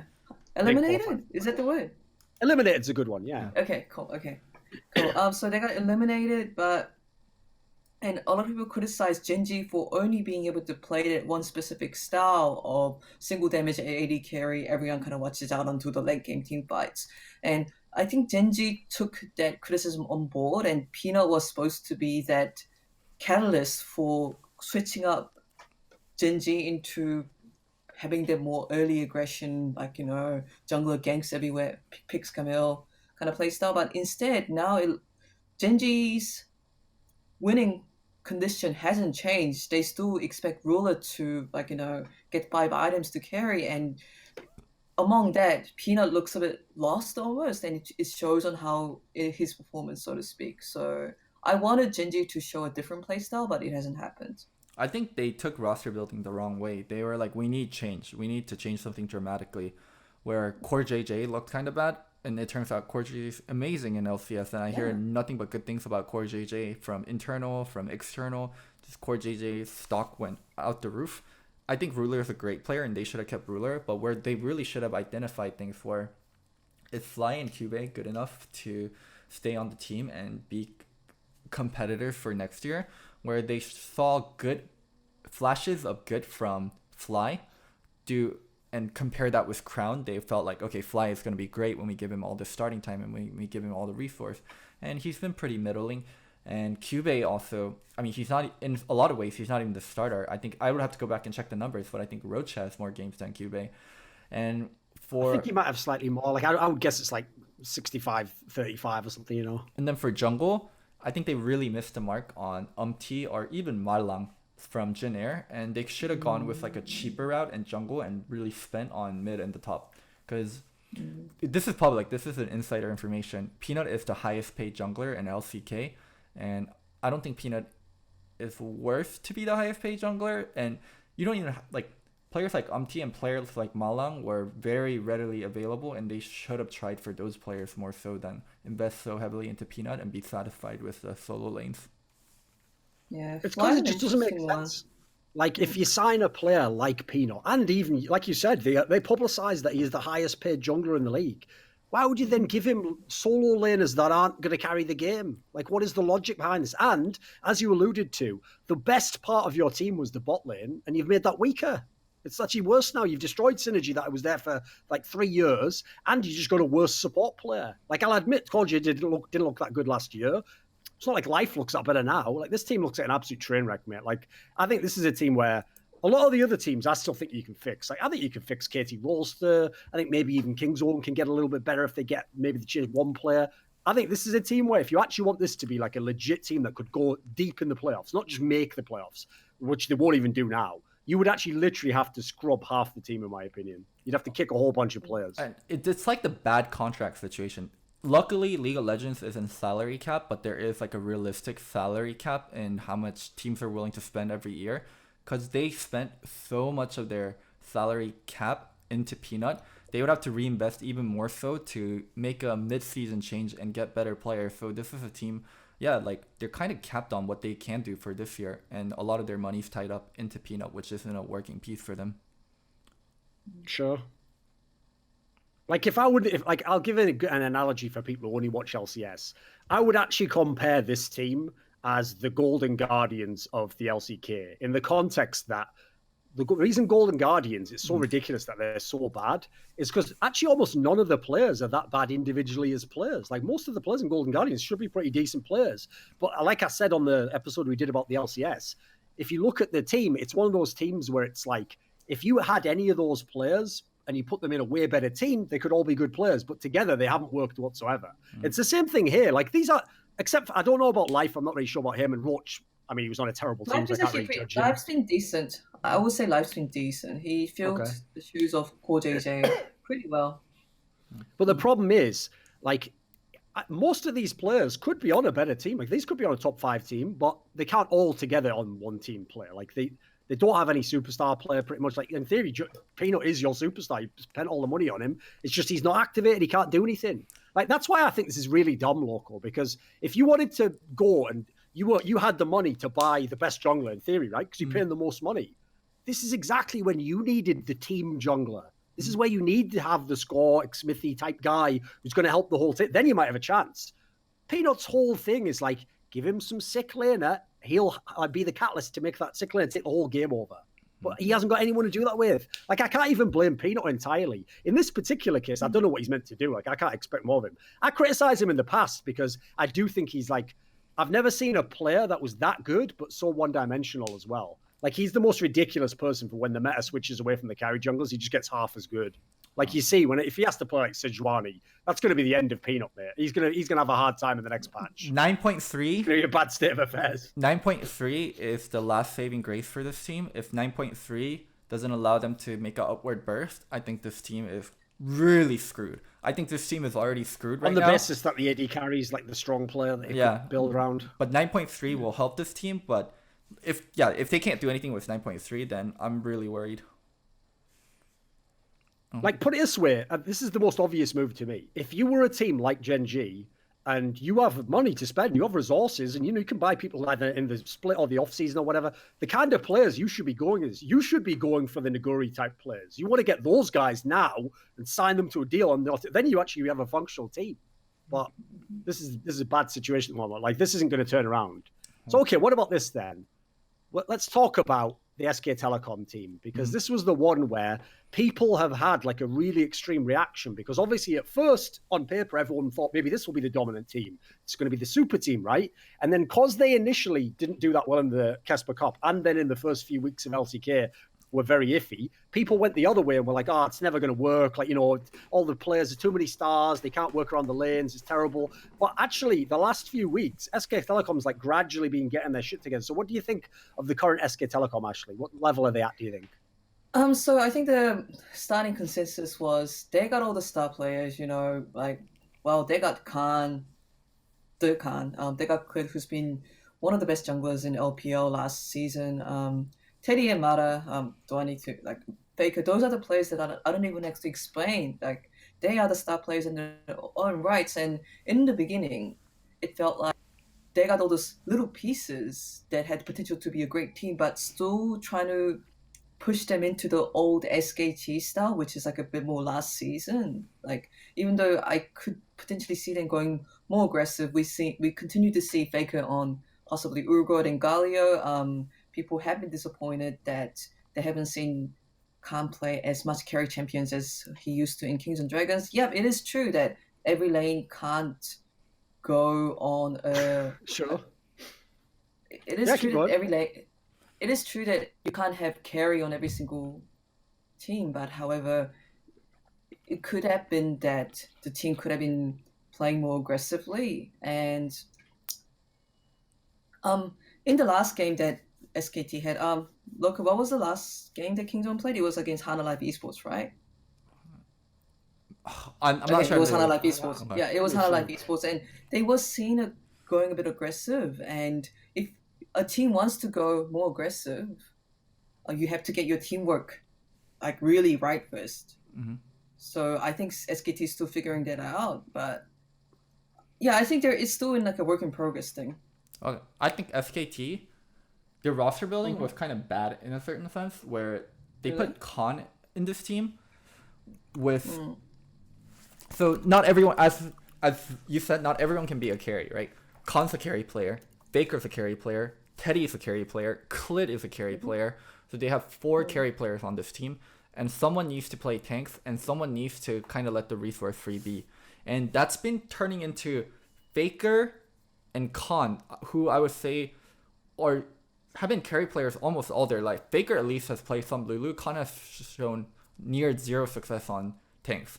And Khan's been constantly forced to play tanks like Sion, Urgot, and I think that hurts Khan a lot. And for Faker, I think he lost a lot of his confidence this year. So last year, I think Faker still thought he was the best. Faker still thought he was really good, and he was held back somewhat by his teammates. And that's what a lot of the world said, and that's what a lot of the community and the media said. This year, everyone praised SKT for their great roster building, which I think was somewhat flawed due to the names that they got were extremely big, but how they meshed together isn't the best. And now Faker's still not doing well, so I think Faker's starting to have some self-doubt. And I also do think the emergence of Chobi and like kind of pushing Faker over as like the best mid laner in Korea also affected his mindset a little. Faker doesn't like being on champions like Galio, champions like Urgot. He likes skill expression champions, and that's where he really made his name. And he's not doing that anymore. And I think Khan and Faker are having a lot of identity crisis on this team. And I also think this team has a combination of, there's a lot of strengths that Mata brings, but you also become a Mata team. And this team is also becoming a Mata team. It reminds me of the old KT a lot, the one with Smep, Deft, and Mata and Pawn, where both the top and the mid laner wants to be more carry oriented, but they don't get to play as much carries. And they're being a bottom oriented team because their AD carry is really strong and their support has a lot of voice. I will say Clid is a very welcome addition to this team, very aggressive, and I think he's had the best form out of all 5 of the players. So yeah, this is a team that's carrying a lot of weight in terms of the kind of names they have on the team and the kind of history of the team itself, and the players aren't living up to it, and the cohesion of overall team also isn't that great.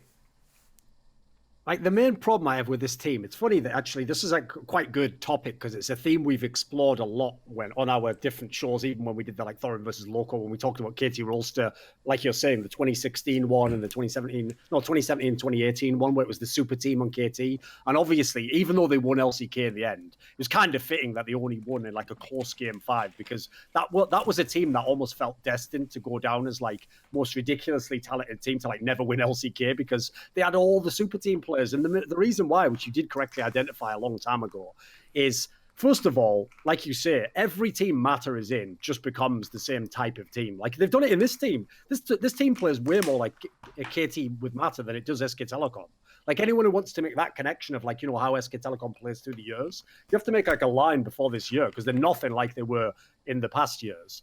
And then you add in, they've got the exact same problem again where you've got a superstar carry top laner, superstar carry AD carry, and because you're on the opposite sides of the map, unless you have some amazing, like, just hold mid laner and some amazing team jungler, that ain't gonna work because like you split apart. It's like you're begging the other team, right? Every time we get ahead on this guy, just counter on the other side of the map. It's like it's totally logical. It's how to play against them. And then you add in, as you're saying, when everyone speculated at the beginning, because everyone did say when they made the lineup, yeah, okay, amazing lineup on paper, but you have to make them balanced. Like someone can't be a carry all the time.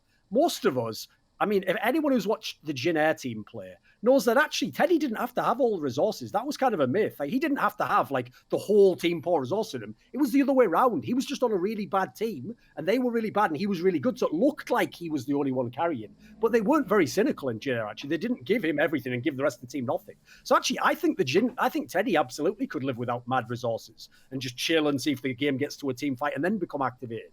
But instead, bizarrely, I assume because Matt is in his lane, they do fucking play to him. I don't get it at all because the players, like you said, that suffer is Khan. Like, listen, everyone also went a bit too far with Khan. Like, it's not that he can't play anything except carries. Like, obviously, he's amazing on bruises as well. The problem is, like, even the tanks he can play. Like, okay, I'll give him credit. He seems pretty decent on Sion. He is god-awful on Urgot. Get him the fuck off Urgot. Like, I know in every other team in the world, you're like, hey, Urgot is brilliant. He's great in all these matchups. Khan is terrible on this champion. He does nothing. And it goes against every instinct he has as a carry player. Because what is he going to do? Like, he doesn't understand how to use these champions. Mm-hmm. And so then you have Faker, as you said, who is just permanently on, like, Galio and... Sion, Urgot, yeah. Galleon and Urgot, yeah, those are the two main ones he's playing. So Faker isn't in a position to carry. And I have to say, I also agree with you, actually, that Faker's mentality, I actually think what's ironic is he didn't seem to get broken by being on the bad SK Telecom. He got broke on the one where it's all these good players because I agree with you, Loco. I think in his mind, he also played badly in 2018, but I think he used the excuse in his mind of like, yeah, but they didn't have the right talent in the team and we couldn't play around me and I had to play Galio all the time. And so I think he like did that excuse because actually one of the games they did put him on a carry was against Griffin. They put him on Aurelia and he did fucking nothing. I'm thinking of the right game, right? Wasn't he on Aurelia in that game? I'm sure I saw a game he was playing something like that. But anyway, it hasn't worked even the occasional times I've ever seen him play anything. Mental boom. Faker mental boom. Like at the moment. And also, why would you want that as your team? So we have Faker and Khan and they're playing supportive style. Why would you even make the team then? What's the point in this team? So the mad thing about them is, in spite of all that, they have, like I said, gradually got things together. Like they're a pretty good team still. But put it this way, the teams that are above them, it's hard to see how they can catch them. Because like when they play Griffin, go watch that series where they played Griffin. The one I was alluding to that Loco did like a VOD review on his channel of. You were watching this game, SK Telecom literally over two games has like a 1 minute window where they might have been able to win one of the games. That's about it. Like aside from that, they're like behind in laning phase. The draft doesn't go well for them. Every team fight and skirmish they lose. And most of those games, they didn't even get to have a proper team fight. Like the game was lost already. So you have to immediately put at the moment off the table the idea they're going to win LCK. They could still be like the second or third best team. That's the interesting part to me. So what do you think on that, Loco? Like, what would this team have to change to be better, in your opinion? I think they have to change out top. I think Teddy's way too good. I think they need to play crazy over Khan, and I think they need to find a new identity. I don't think this roster can function in the current formative, and I don't think you can... I think you have to either put out Mata or put out Khan, and I'm not sure the team... I forgot a point, actually. Let me just quickly make one more point, because the player that I didn't address was Clid, and this is also a good example of why it's less important what player you get on paper, and more important how he fits with the other players in the game. Because I agree with you, I don't think Clid's played badly, actually. I think he's done his job pretty well. He's given them a bunch of chances. The problem is, think about what I just said about Peanut. Clid is a carry jungler who plays aggressive playmaking junglers. Why would you give him solo laners that are fucking Sion and Urgot? What are you doing? How is he supposed to do anything? Where's he supposed to gank? It's like, the problem is, that's the other thing they could have done, Loco, is if you were going to make this team, even with the exact same players, if you just give them a team jungler instead of Clid, it would make more sense. Because then you can have him be a tank in the game, he can play something like... At the moment, like you're saying, the tanks alone force Faker and Teddy to be the tank. Khan. They have to. There's no one else can do it. No. luckily they have like a 10-man system, and I think some experimenting with Khan getting benched and Crazy playing will help this team a lot. But I think there is a lot of flaws in Mata and flaws in Khan, where they're great on teams where their flaws can be covered or the team is just playing towards them. But when you have both of them on the same team, it's not the greatest. And like, I think the only out I would give them as a chance to be better is one thing they have going for them is they have a lot of veteran players. And to be fair, the teams above them are all fairly inexperienced. So it is possible that, you know, like Sandbox Gaming just does terrible in the playoffs or chokes or whatever. But the problem with that is, because they changed SK Telecom so fundamentally, I don't think if you're SKT, you can have that confidence you used to have of like, we've been in this scenario before. It's like, well, look around a bit. Who has? It's just you, Faker. There's no one else there, mate. Like, there is no SK Telecom. What are you talking about? So I do think in theory they should be better. This should be a team that is better in the playoffs than in the regular season. But that might not end up even meaning that much because they haven't got like an existing synergy. Mm-hmm. Ashley, your thoughts on SKT? Yeah, like if I had to change one player, like I do want to see SKT experiment with the carry lines a bit more. I agree with Thorin in that, like, you know, Teddy, even though I think he might be the best AD carry in like LCK at the moment, but he has proven to be like able to perform even when he's given less resource. I wouldn't take anything away from Clit, but maybe try giving more aggressive champions on Khan for a change. I think Goma is making their sacrifice because Khan just doesn't perform well on anything other than carries. But I just want SKT to try different types of carry potentials. Mm-hmm. But if I had to switch one player out of SKT, it may have to be Khan, not because I don't think Khan is a bad player. Like, I think Khan is an amazing player. It's just that Crazy is more of a conservative, solid top laner. So, yeah. So they are in a bit of a conundrum, but I just want to see them get their teamwork synergy working and also try different types of carry potential. That's also why it's weird if you think about it, because if you look at the history of what SK Telecom's done, they're pretty much the team that pioneered the subs that play different playing styles. And when you insert one sub, it's because you want to do something different. So logically, when you saw this team, you would have think, right, well, the whole point is to play Khan when you want to play carries and then play Crazy when you don't. But I don't know what Crazy's doing. He must just be sat on the bench like, can I ever have a go? Can I? No. So, like, when does he get a turn? Bullshit. I think 9.3 and also Lunar New Year break is a great time for a lot of these teams with big problems that can potentially fix them to approach the game in a fresh manner and try new lineups during this break. Oh, by the way, one thing I will say, though, is that they are ranked third in the league. So it might sound like I'm being really harsh by like criticizing like this, but the point is, just as when I talked about the Sandbox team, I talked about how amazing it is that they're so high up. You have to talk about each team in the context of like expectations, how good the players are, and then the third factor that people always miss is you have to be fair to the organization. Like, Sandbox Gaming couldn't go out and sign fucking Pedo and Teddy. Like, they didn't have the option. So actually, the fact that they're this high, they might only be one series ahead of SK Telecom. But they've done a way better job than SK Telecom has. And even though SK Telecom's only third, SK Telecom signed the talent to be first, to be the best team in the world. So I think, just in my opinion, you have to be fair and actually, like, judge in the context, you know? Like, I can't be like, oh, well done, SKT. You're still third. It's like, you're third at the moment, but you're far from first, mate. You're really far. Mm-hmm. So when I interviewed a lot of the Sandbox players, what they said was, hey, no one expected us to do well, and it kind of worked us on our favor because we can go into every match without feeling pressure. And SKT might actually be suffering from the opposite, the other extremity of that, because this team was built to, in minimum, they had to win LCK. Yes. And their goal already is Worlds. And even if they slip a little bit from that, what does it mean for SKT as an organization? What does it mean to all the star players? And what does it mean to Faker? Mm-hmm. You know, by the way, and this is another thing as well, Loco. First of all, if this team fails, I know this is a long way away. It's only the beginning of the split still. But let's, like, at the moment, if you look at the trajectory, this doesn't look like a team that will win LCK this year. Mm-hmm. So if this team doesn't succeed, one, Mata's reputation is going to drop a lot because he's now done this with two teams in Korea. And this is the second part. And the reason why his reputation will drop is because he had all the talent. He had like fucking all-star teams built around him. Mm-hmm. And then secondly, this is the end of all-star teams in Korea. No one's going to build one.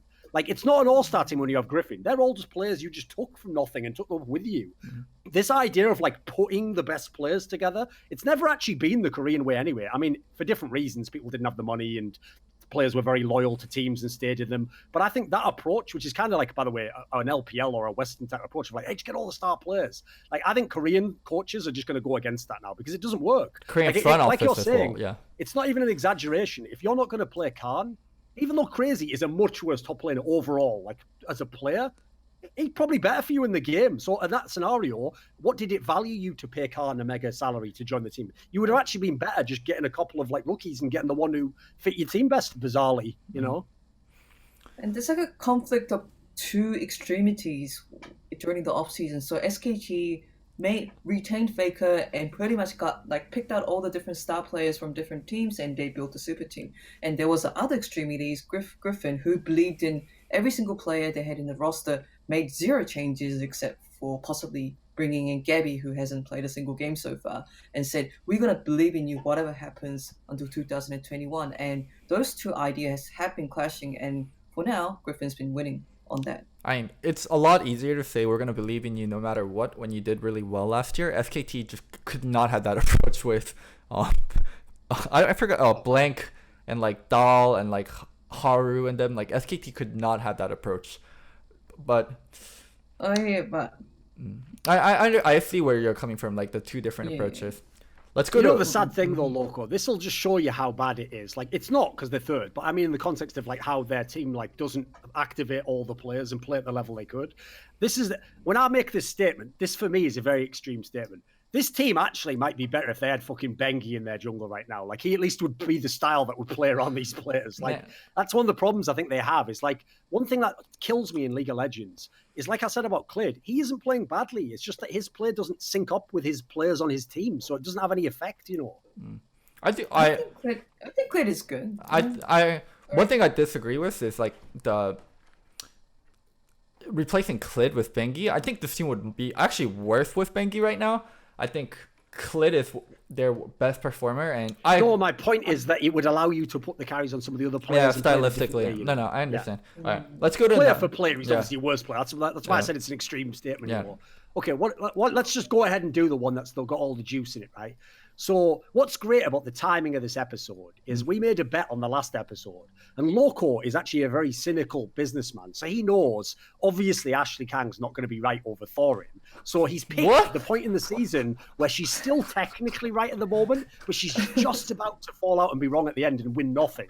But the thing is, no one wants to see the end of the game show where it's like, you go home with nothing. Now it's that part of the game show where she's like, oh, I could win the top prize. Oh, please, Mr. Thorin. Anyway, so we made a bet. I said Kingzone DragonX because I think the lineup on paper looked really bad.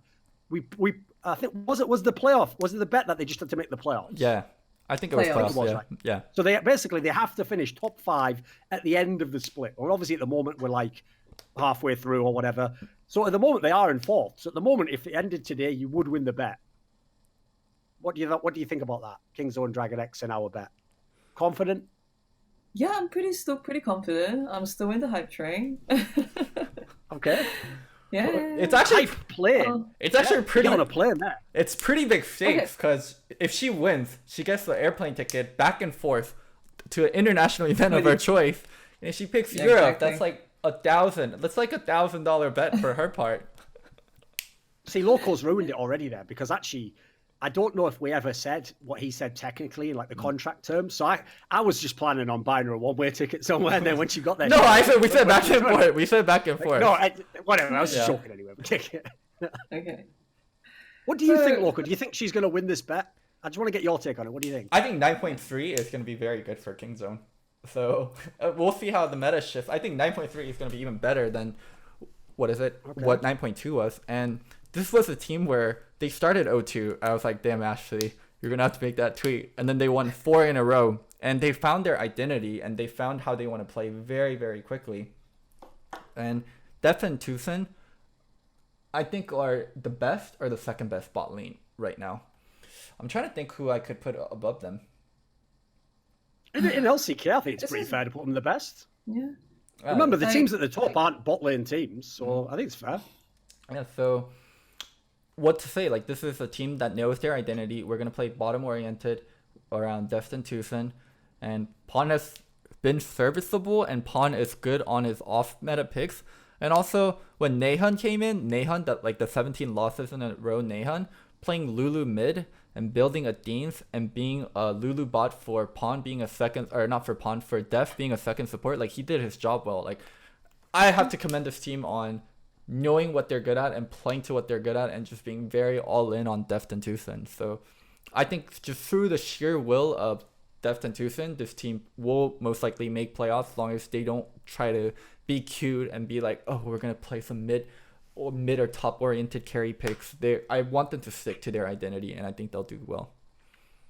Like, Deft and Tucson have been impressing me so far. In the most recent game, like, Deft even sold his shoes and he was on like a 6th core item Kaiser and like, going solo against like 3v1, and I was like, this guy has balls, man. Like, he didn't die. He just carried the team until the Nexus blew out. Two things I like about Kingzone. Number one, I actually think all the laners are decent. Everyone's been shitting on Pawn, but every match that Kingzone played, Pawn has been performing better, and I think he's slowly making his climb back to his like original form. And Rascal and Cuz, I always thought they were quite decent. They just got shadowed by Khan and Peanut, and we already talked about Tucson and Deft. So they all pick winning lanes. They all pick strong winning lanes, and they have a decent lane phase. They kind of don't execute their mid game that well. They make a few mistakes here and there, like get caught in bushes during mid game. But when he gets to late game, no one can stop that when he has Tucson by his side. So I like those two things about Kingzone, the lane phase and the end game. And their issues, like mid game issues, are actually very resolvable. It's quite easy to fix them compared to Genji's issue, which comes from the fundamental team color. Like, it's something that can be fixed by all the team, like players coming together and just making less mistakes. So I think that Kingzone is only going to go up from here. I will say, in terms of our bet, the thing is, right, I don't think it's over yet, because first of all, it's still many, many weeks of the season yet. And crucially, one thing that neither of us could have predicted is some of the teams that are below them in the rankings. Like, I'm sure most people thought, KT or something will be above them. It'll be like, they'll be battling. So the one reason that there's still hope potentially that I might win this bet is that, like, it's not impossible, like KT or Damwon takes over them. The downside is they have beaten those teams so in the first time they played them. So it makes it like the tiebreakers get more tricky if they beat them again. That means you probably automatically get in. So I will say at the moment it's looking pretty decent, considering you need 2 teams to displace them from the playoffs. So, like, the problem is more like Damwon could do it. I don't know about any of the others though, because I think the bottom 3 are really bad, and KT Rolster, which we'll talk about in a minute, have some big flaws. So, like, I kind of agree in the sense that, like, this was an underwhelming roster on paper. They've played way better than I thought they would. Crucially, they have made the bot lane work. Like, that's the sad thing, Loco, is when I saw this lineup, I thought, like, this is actually the worst position to have. You're the best player of the team is only the bot lane. Because how are you ever going to get to the point where it's better than top on the game? It's better than top. Well, if it's top on its own, I agree. But if I had a choice, like, I'd pick like different positions certainly. So. The mad thing about this particular team, though, is I know at Worlds, this is the big problem, Loco. If you ever talk to Westerners about Tucson or anyone from Afrika Freaks, they're just going to think they all suck. Because they just remember the Cloud9 series, don't they? Whereas what you guys don't realize is I've never seen the Tucson that turned up to Worlds. Like, he had a few games maybe at the end of summer that weren't that great, but like for most of 2018, it's not an exaggeration. This guy was like a top 3 support in the entire world. He was really, really good on Afrika. And that was when they were cycling different AD carries in. They were swapping between Kramer and aiming, different styles of player even. And not exactly the best AD carries in the world anyway. So I have to say, as crazy as it sounds, I think as a bot lane, Tucson and Deft is better than Deft and Matter ever was. Because the problem is a lot of Matter's props came from how he interacted with the team and shot calling. It wasn't actually like he wasn't like the best, just pure support. So I think if you look at it, it's amazing that they've got such a good bot lane, but more importantly, that the rest of the players don't fuck it up. They actually allow them to win the game. So I assume the coaching staff has done a decent job. Yeah. This team would have been so scary if they got to keep BDD. This team with BDD would have been a title contender. Well, here's the thing. If you could have told BDD, yeah, by the way, they never get an AD carry in KT roster, he might have actually done the move, right? He might have actually gone to Kingzone. Yeah. Funny enough, like, I think what's more likely is over this team keeping BDD, KT getting BDD, and also getting Mata or not Mata, Deft and Tucson. I think that would have been way more likely for KT, and that also would have solved a lot of KT's problem. But, I mean, yeah, also... AKA not having an AD carry. Vetoed him, son. Vetoed him. Also, Thorin, don't you think 9.3 is going to help this team a lot? Oh, logically, yeah. I mean, it really should. The one thing is, though, like... I even think in a mad way, it will help them outside of bot lane because, like, listen, mate, anyone who's seen Cos play know why everyone flames this guy. Like, he's not a good jungler. Like, my assumption when I see a player like that, Loco, who keeps getting contracts in his career, is he probably does what he's told. He probably has no ego. Whatever the coach tells him he does, whatever his teammates tell him he does. Now, that if you do that, players will actually forgive that you're not that great a player. Because the good thing is, in their brain, they think like, well, I know what I'm doing because he's going to do what I say. And there's no arguments, so it makes it less stressful in the team. And thirdly, you kind of like don't expect him to do some amazing play. So you also have like kind of in mind what's possible. So I actually think I'll give props to Cos. He's done a half-decent job. And if anything, what you're saying, I think if anything, that patch should help them more. Like, if you're in a world where you're playing stuff at Sejuani, well, now the edges between all the other junglers and Cos, which are huge at the moment if you're playing like Lee Sin, are going to be way smaller. It actually helps. That's why I always thought, personally, tank jungle metas suck, because it allows people... Yeah, that's the whole reason people like Bengi extended their career like 2 years longer than they should have, because he was just sat there feeding like a motherfucker, and then Riot was like, release Gragas, and he was like, yay, now I can play, and then he was just picking all that shit and just building tank items, wasn't he? Like... So anyway, yeah, fair play to Kingzone. They've done well. Let's go to KT. So, by the way, though, let's be real. Though. The thing about Kingzone is they are where they should be. Like, they should just be a team contending for the first playoff spots. They're not going to go. This team's never going to win LCK. They have huge problems in mid lane, and I don't think it's fixable. I don't think between Neon and Pond they can really win the game through mid, and because this team is the kind of team that would also be really good in LCS because they play one style, and that one style they're just really proficient at. And in Korea, you need to win in many different ways. But yeah, let's move on to KT. If someone told me in spring, Score and Smeb would not be starters for KT, but be benched on KT, I would tell you you're fucking crazy. Because Score was the best jungler, maybe arguable with Tarzan last year. And this is his last year until he goes to the army, so he's definitely going to be looking for playtime. And Smeb was one of the best top laners, along with Khan and Keen. It was Khan, Keen, Smeb. A lot of people had Keen first and Smeb second, so he was arguably the second best top laner. So, yeah, what the hell? What the fuck happened to Smeb and Score? Yeah. Ashley? So like, so KT have been doing terribly. I think there were about one win, 4 lost at some point, and in the most recent match, they subbed in Kingen and and somehow it's been working out, and they managed to win a match because of that. And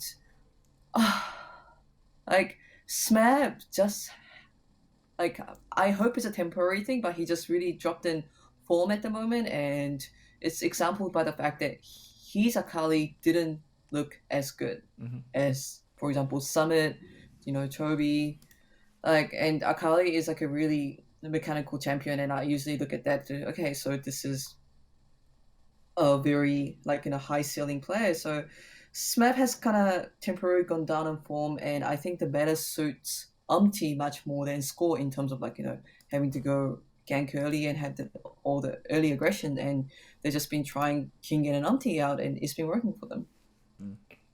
Yeah, and I just feel really bad for BDD because he is by no doubt the best player in KT roster at the moment, and I wonder if he secretly wonders if he should have stayed in Kingzone DragonX, and he's just trying to carry the team. He's going hyper aggressive as a result, sometimes get caught out, and it just reminds me of Faker in 2018, like a really good mid laner stuck in like a average team and becoming almost desperate in terms of playstyle as a result of that.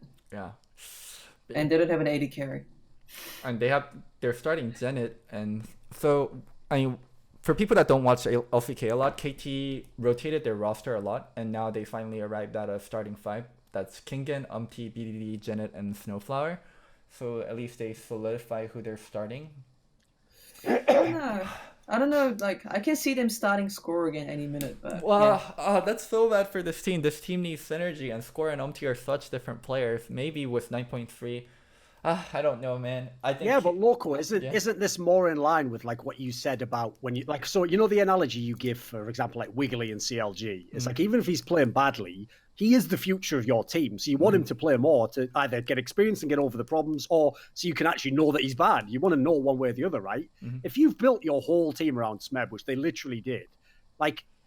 You're not going to win LCK with Kingen, so you may as well just keep putting Smeb in to figure out how to make it work, because your only chance to actually be good is to get Smeb in the game. Well, Smeb is like a long-term play, and Smeb is like good, and he's been solid for so many years. I guess my question would be, what's wrong with Smeb? Like, they need to figure out what's wrong with Smeb, and I'm not sure if playing time solves that. I'm not sure if giving Smeb a break and letting him go back home for a little bit solves that. I have no idea. This is like the discussion we had about Faker. Like, I think the same thing happened to Smeb, which is that I think last year, because so many times he was forced to like sort of be the one who gave in and just let like the bot lane dominate, basically.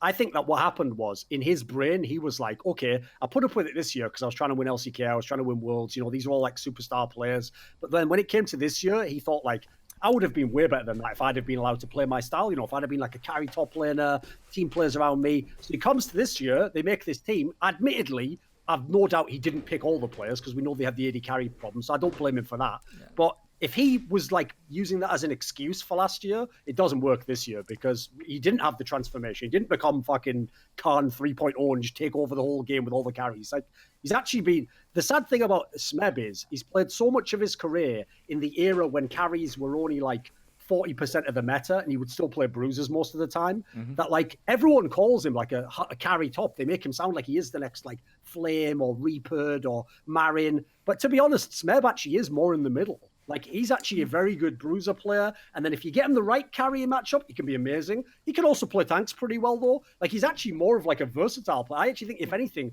maybe he himself, because I know a lot of top laners do dream of being like the carry every game, I think he fell in love with that idea too much. But I will say, like, I put the caveat in there. The one area I don't blame the players in the team is there's no way coming in they thought this was going to be the AD carry situation. Like, the organization fucked that one up. Like, it looks so likely that they did in their brain think they had prey in the bag, or they had something else going in. Whatever they fucked up, that fuck up's cost them having a functional team pretty much. Yeah, like, I think Kingen and Smeb has like their playstyle isn't like in the extreme opposite, and if I just look at the mechanical progress, Kingen actually has been doing better than Smeb, which hurts me to say this. So, and yeah, they might need to look into an alternative AD carry options possibly, because Zenith and Gango has been average at maximum. Let's say that. Yeah. And Snowflower is not matter. Because, by the way, the other thing to mention is when everyone, like, if, for example, I know a lot of people are probably upset that Score's out of the team because he's had such a ridiculously consistent few years. He's obviously like the face of the team. It's his last year. But actually, that move is justified. Like, the Score that was so genius these last few years wasn't helping this team. Like, I don't think he himself was playing terribly, but he did not help this team. And actually, anyone who saw Jinair, I know Jinair was builders, like, they're all shit except Teddy. It's like, yeah, of the carry roles, but actually, Umti was a player who, as last year went on, looked better and better and better. Like, I actually think that ended up being a very shrewd, like, sub pickup that they had this guy waiting, because he's had some legit games. But the thing with this team is, like I said when I was talking about if you need two teams to displace Kingzone from the playoffs, it's tough to see this KT Rolster team doing much this season. Yeah, they look like they're where they should be. Like, I think the two biggest changes that KT Rolster can make, which might propel them to playoffs, is number one, Smeb somehow returns to his form and comes back to Smeb that we all remember. And second thing is, like, KT Rolster is they're not SKT, maybe they're not Gen G, but they are one of the oldest organizations. So maybe they could dig into their pockets deeper during the ops, even between spring and summer, and look for a new AD carry. That could also be a I think there's lack of good players now, and you can't just like it's like a fishing pond. If you possibility. if you fish there every day, all the fish are gonna be gone. And right now, I think Korean talent, like they're all gone. They're in teams from now. They're in Damwon. They're in Sandbox. They're in Griffin. They're in China, or some of them are in LCK or LCS. Like they need to wait for the next generation of players to rise up from Challenger. And I don't think spring is enough. I think Kingzone and Genji are in, or not Kingzone, KT and Genji are in such awkward spots because even if they have money, they need to buy out from other teams. They can't go for rookie talent. I don't think rookie talent is going to be, they don't have enough time to develop. So they're in a really awkward. Right now. Yeah. They're in a They're trying really, to Also, really you have to awkward. remember, since you referenced the org, though, Ashley, that's the problem. Yeah. This is KT Rolster. KT Rolster doesn't learn from their mistakes. They just keep the same teams and they just run it out. And then it's like underwhelming. They just keep doing it. And also, as they showed us with the last team over the last 2 years, they kept trying those players again and again because there were such big names. You know, you spent all this money. You don't want. It's like if someone got you an amazing present for Christmas, right? Even if it's shit, you don't want to just put it straight on the shelf. You bought it for loads of money. You have to pretend to play with it for a while, don't you? Like, oh yeah, I'm loving this. Oh, can I go on the PC now? You know, like you have to do that shit. So they can't. Unfortunately, I'd love to believe they could get some rookies and bring them in between the split, but I think they will just keep trying to make this lineup work. They'll just keep doing it, especially because I've noticed. I've mentioned this before, Loco. It's actually something that, in a way, I admire about Koreans. Is that they never think, like, you know, on this episode, okay, because I'm just giving my opinions, I can make really blanket statements like, yeah, this team's done already, like, it's done for the year, forget about this player, like, kick that guy, he's shit, you know. Korean coaches don't ever seem to think that way. Like, they always think of the team as like a puzzle, and it's like, right, if it's not working now, it's not that the player's wrong, like, I have to figure out what I have to do differently with that piece. Like, does he need a different player to play in the game with him? Is it a different spot I have to rotate? Do I need to tell him to play different champions? Do I need to coach him to play a different way? Like, a Western style is very much more like you have a lot of say over how you play, but then if you fuck up, it's like, right, well, now we might have to bench you or replace you, you know, because you get to decide how you play. So on the one hand, I admire that because it means that like a lot of lineups in history that like SK Telecom had, I kept expecting to fail because sometimes they had like some underpowered players that weren't that good and they were like looking like, you know, like the last couple of years, SK Telecom style was like you hang on and barely win the game. That looks like you can't repeat it. But I'll give them credit, like, they did make it work. The downside is it also means you get teams like this where you keep a player way too long. I mean, Pawn and KT Rolster is a great example. Everyone in spring of 2017 could see that guy wasn't going to work in the team, and they kept him for a whole year. They just kept trying to make it work. Because I'm sure the coaching staff were going to him and telling him, like, do this differently. You made mistakes. But it's like what we said about the Hanwha team earlier. The reason why it's logical that, like, a really good early game is probably coached is because when there's barely any variables to make, you can learn what the coach says. You're only remembering a few things. But when it gets to a team fight scenario, and with 10 different champions, so you could have a comp you've never even played against, or a slightly different comp than you've played against. Now you've got like a million decisions you can make. And that's where if the coach can't help you, he's outside of the game, he can't do a timeout or anything. So then it's on the players. And so unfortunately, you're not going to get players from nothing to the top level in terms of game knowledge in like a split. It ain't going to happen. So like that's one of the reasons why I think like going forwards, I hope they actually do some drastic moves in this KT Rolster team because like it's not one where you look and you go, oh, don't worry, guys, they just had a tough schedule and the record's misleading. It isn't. Like they actually are a 2-4 team, like for real. If you watch them in the game, they could even have lost more games, to be honest. Oh Yeah. We saved the worst for last. Actually, we saved the biggest fucking shit show in LCK for a long time. Jin Air is just bad. Like we don't talk Jin Air because their Jin Air is just bad. Go ahead. Africa Freaks. Yeah. Well, that's what I'm getting to. Africa Freaks, they're just... He's saying we're not going to bother talking about Jin Air because they're so bad. It's a setup. But we're going to talk about Africa Freaks because okay. They're not Jin Air, basically. There's their biggest accomplishment is not being Jin Air. Like, what is this team and what are they doing and what are they thinking? It's like, they're getting way too cute. I love the phrase, you're trying to be too cute. This team is trying to be too cute. Like, figure out what you want to do with your roster. I'll tell you what this team is, mate. This team is a fucking prison for Keen. This guy is in prison right now, and his jailers are all in the team with him. There's like a few prison players. Let this man go free, please. There's a few prison players. I think Teddy and Clid are prison players on SKT. I think Keen is... Loco, imagine if they had Keen on Kingzone. Oof. That would already make that like a legit team. You know, immediately. So out of like the bottom 5 teams, right? Some of the teams have still amazing players. Genji has Ruler, amazing player. Afrika has Keen, amazing player. Like KT has BDD, amazing players.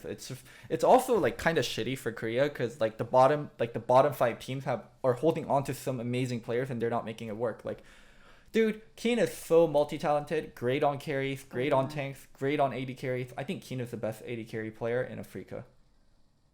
I think Keen is the best AD carry player on Afrika. I'm not even joking or trying to be edgy. I agree with this statement. Their MVP obviously is Spirit because he can play multiple positions, Loco. He's role swapping. Oh, God. So like, the rest of the team is ass. Dread is a better jungler, but Spirit is the better shot caller, and they need Spirit on the team, so they're shoving Spirit wherever he fits in.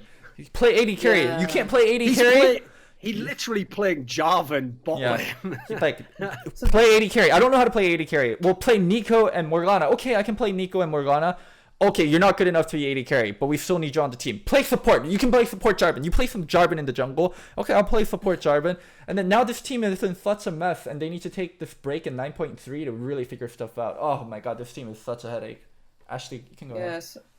No. Like, I was gonna say that, like, okay, so something must be going weird within the teamwork, or like their scrims just not working out, and they, as a result, they're just doing this like 5-grade mad scientist shit. Because so for people who haven't kept up with LCK, I'm just gonna explain that Afrika Freaks has 2 junglers, Dread and Spirit, and they've been doing this weird thing where they put Dread as the starting jungler, and they've been putting Spirit as everywhere other than jungle. It's like the logic back in the day when Cloud9 kept moving high. Yeah. They had to keep him because he was the shot caller, but he wasn't a good enough player at his position. It's kind of like that. They just have to find a way to have Spirit in the team somehow.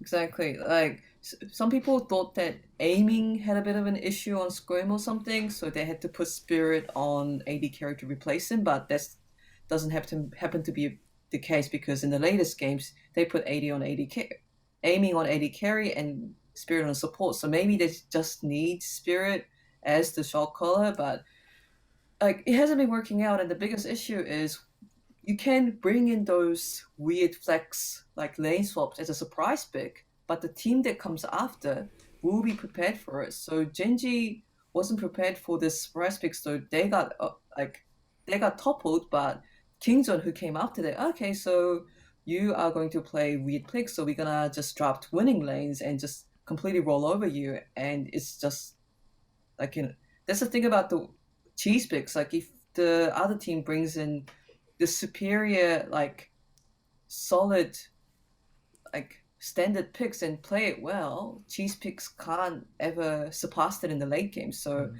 Afrika can't keep doing this and surprise every team that they face. So they need to make a decision. Hey, like, where are they going to put Spirit? Is he permanently going to be a support player? What's going to happen? When your girlfriend does crazy stuff and you just like put up with it and you're like, it's okay, and you're like, oh, she's just being crazy. She's going to start doing crazier and crazier and crazier stuff, and eventually she's going to kill your dog, and you're like, holy shit, what the fuck did I enable? Like, when your girlfriend starts doing crazy stuff early in the relationship, you need to be like, okay, this is not okay. This is not how the relationship's going to function. Like, you can't show up 2 hours late to a date. Like, this shit is not okay. Like, the first time she shows up 2 hours late to a date, you have to be like, put your foot down and be like, no, just no. Dude, like, what the fuck? Like, have some respect. But if you're like, oh, it's okay, babe, make sure you aren't late next time, she's gonna do crazy shit and your dog is gonna die eventually. And I think this is what Afrika is. It's gonna happen. Like, they're just allowing Spirit to do crazier and crazier shit, and they're not actually fixing the problem. Like, maybe, like, and this will sound really depressing, maybe they're trying things because they really want to make the relationship work. No, the alternative... Yeah. Maybe the alternative is worse. Maybe they tried it with our Yes. spirit and it doesn't work. It No, just doesn't work by the way, out.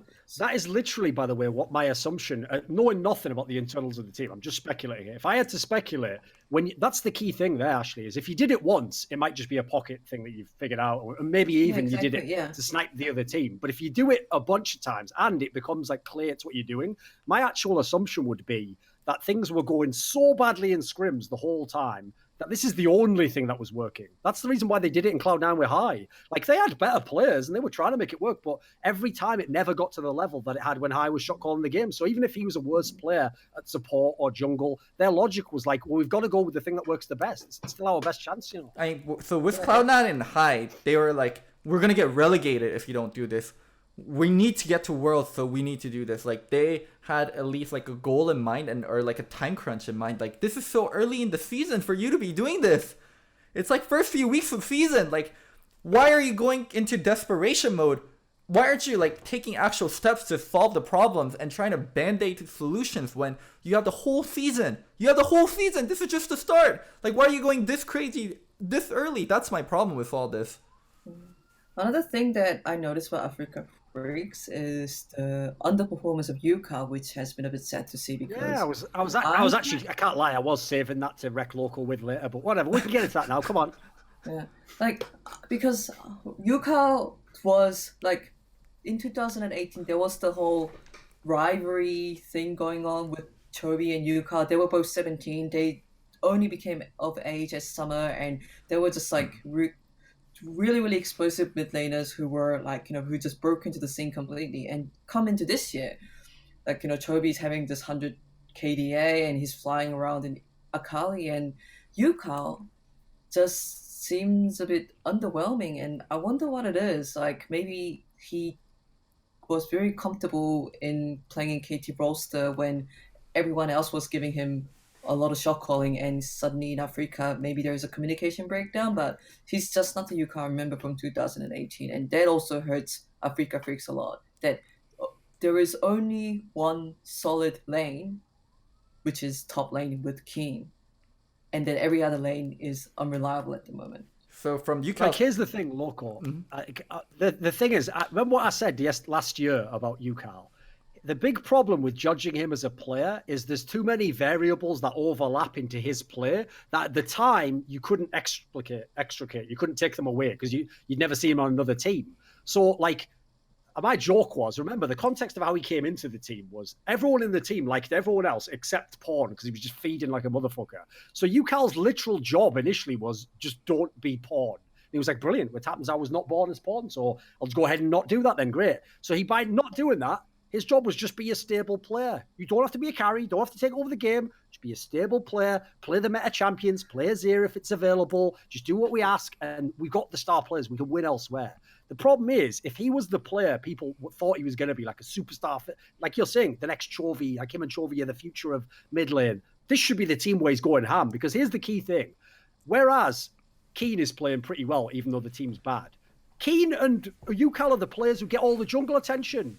So it's not like UCAL isn't getting help. He's looking not that good with actual resources. So I'm not going to write him off. He's still not terrible. He's an okay player, but he looks way worse than he did in KT Rollstep, which is not surprising. He doesn't have fucking Deft and Mata and Smeb and Score. He's got bombs and Keen.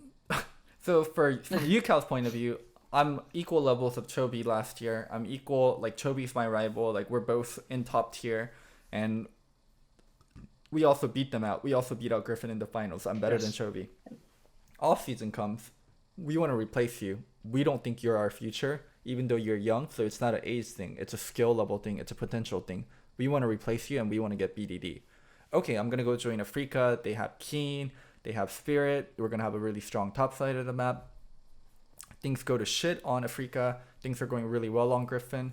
So now last year's situation is completely flipped, where you had better results than Chobi. Now you have worse results than Chobi, and Chobi's getting all this attention, and you also got kicked off of KT. So I think UCAL's mental definitely took a hit, and all this randomness and sporadic. There's no consistency in Africa, so it's really hard for UCAL to build a base as a really young player. So I agree with you. UCAL has been disappointing, but UCal needs proper support and proper foundation to build himself as a player, and I'm not sure if Africa is the right place for that. Also, believe it or not, I think a reason why, because you see it happen in the LCS sometimes, by the way. You know, when like a rookie player comes in, so great examples in history, like Keith McBrief when he came into Team Liquid because Piglet was too bad, like behavior-wise, or when they brought in like Acadian to Echo Fox at the beginning, or Mike Young to Phoenix One. What happens is, like when these players who are like rookies or like subs or whatever come into the team, they nearly always have the honeymoon phase where the first 2 weeks look awesome and you go like, holy shit, this guy's like the next good player at whatever position. And then part of the reason I actually think they keep that going a long while before they drop off and show their real level, which usually isn't that good, is because another great motivating factor when you join a top team is now you're playing with all players that you respect, you look up to. So if any of those players tell you like, hey, you did a really good job, like they're giving you praise, it's going to make you like at your maximum confidence level. Imagine if the KT roster guys have gotten so sick of porn, just like making stupid mistakes, that even if you just play the lane, you win by 5 CS and you just don't die. But they're telling you like, great job, like you did an amazing job. And it's like Smeb and Score and Matt are telling you that. You'd be like, this is fucking amazing. Now go into a game where you're expected to actually be one of the star players. You're supposed to take over the game. You get all the resources. It's like people giving you the ball to throw and then you miss. And then your own teammates, you're going like, fucking hell, he's garbage. He's bad. I'm not playing well. Where's the hope? If you're a really young player, you could get crushed easily from that. Because one of the tough things, this is actually the reason why I think in esports games, players choke way more than actually I think they do in traditional sports. It's just because they're so young. Like when you're a 17-year-old kid, even if you're amazing at the game, your identity is I'm amazing at this game. You haven't developed as a person yet. Well, a big part of being able to come back from failures in life is having failed, is having the experience, like knowing like it's not the end of the world when things go badly, or even if I did bad today, you know, I can do better next week. That takes a lot of like experience and potentially life experience to actually get over. So I don't blame him, but like he's not going to turn this around tomorrow, put it that way. Yeah. This is not a good lineup for this guy. And then as you said, I think just to punish them, because they literally have won 1 game out of 13, we're not going to talk about Jin. They don't get to be talked about. They have to win 3 games before I'm going to talk about them. Okay. You heard me, Jin. If you don't win 3 games, I'm going to do like an honor. I'll do an article and everything. I'll honorarily relegate you from the LCK, which is even if you don't get relegated, I'll make a rule that you're vetoed from being talked about in any talk shows. If you lose every fucking game, you don't deserve to be talked about. I'll get it translated and send them a message. I'll make like, you know, like when you become a superstar, like a rapper or something, they give you like an honorary music degree from like a university. You don't actually have to go and do the degree. They just send you the scroll. I'll send them a fucking scroll. They'll be like, oh, what's this? Be like, you have been honorarily demoted from the LCK by Thorin. P.S. Your team sucks. All right, so it's really early in Korea, and Ashley stayed up, so we'll end the episode soon. But I kind of want to talk about real life. That's fine.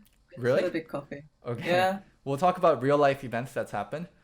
So do you guys know who Seunghwan is? Seunghwan? Seunghwan or Yeah, It's like a singer or something, right? Yeah. No, the jungler. Oh, you mean So the it's- actual jungle? Yeah. Right. Seunghwan was the ex-jungler of Hana Like Esports, and he recently transferred to a Turkish TCL team. Sorry, I can't pronounce the name. Beskia? Yeah. Beskia I Esports. think it's Bestikas, isn't it? Yeah. Isn't it something like Bestika, that? sorry. Yeah, Yeah. thank you. I think so. That's- Something like that. That's Gilead's team. I think this is the 3rd year in a row where Gilead is getting replaced mid-split by another jungler. It's either 3 Oh, years Loco, or it's Maybe worse he's than not that. getting Loco, replaced. do you want to know something mad? This Yeah. is not an exaggeration. There are 2 players in Europe that are infamous. It's Gileas and Kikis. Yeah. And there's 2 factors, right? One, they've both, like, Kikis has actually replaced Gileas a few times, but both of them, if you ever go and look at their Gamepedia, you know, like the previous teams, it's Yeah. like they've both, like, even though some of them are org changes from the early Yeah. days, they've literally been on like 20 teams each. And this is all that happens. They join a team. First while everyone thinks like, this is going well. It's not like the past teams. And then they all just get booted. It always happens. I'm Okay. afraid. Ashley, I know what you're about to say. He's not getting replaced. What is it? They're just picking him up Seunghwan as a sub. In middle of the split, they're going to get a visa for a Korean player to be a sub because he's going to learn under Gilead. Is that what's happening? Or there's problems within the team and they're looking for a solution by getting a Korean jungler to replace Gilead? Or are they flying I him like to over to learn from I like Gilead? to see the positive parts of life.